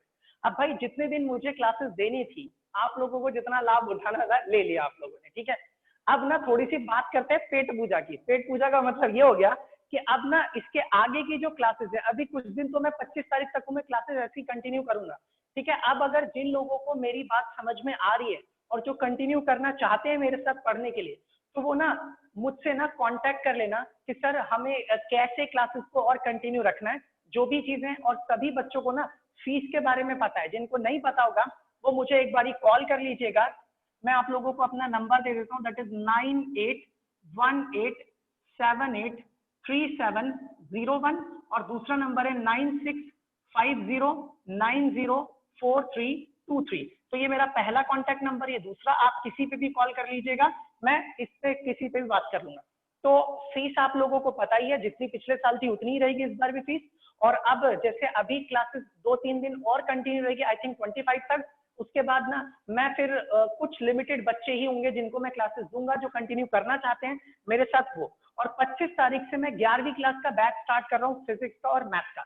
मैं टाइमिंग आपको आने वाली 1 या 2 क्लासेस में बता दूंगा। और उसके बाद से भाई जो ये ग्रुप मैंने बताया था फिजिक्स का जो बनाया था, इसके अंदर ना अब मैं एक नया ग्रुप बनाऊंगा और उनमें जो लोग क्लासेस कंटिन्यू करना चाहते हैं मैं उन्हें ऐड कर लूंगा। प्लीज ये मेरा नंबर है, जिस किसी को भी अगर मुझसे कांटेक्ट करना है तो कांटेक्ट कर लेना। और आज की जो क्लास है वो रिकॉर्डेड वीडियो आप लोगों को आज 9 बजे तक अपडेटेड मिल जाएगी, लेकिन कल से ना अब ये अपडेटेड लिंक आप सभी लोगों को नहीं मिलेगा। जिनको वो अपडेटेड लिंक चाहिए वो मुझसे कांटेक्ट कर लीजिएगा, मैं आप लोगों को वो लिंक दे दूंगा। ठीक है, तो अभी के लिए इतना काफी है, बाकी करते हैं नेक्स्ट क्लास में। और अगली क्लास में हम इंपॉर्टेंट टॉपिक पढ़ेंगे, इसके आगे की चीजें, और नेक्स्ट क्लास में ये भी करेंगे कंप्लीट, और उसके बाद न्यूमेरिकल्स करेंगे, फिर आ जाएंगे इसके आखिरी पार्ट के ऊपर। ठीक है, आज के लिए इतना काफी है। Okay bye. किसी को कुछ पूछना है तो पूछ लीजिए।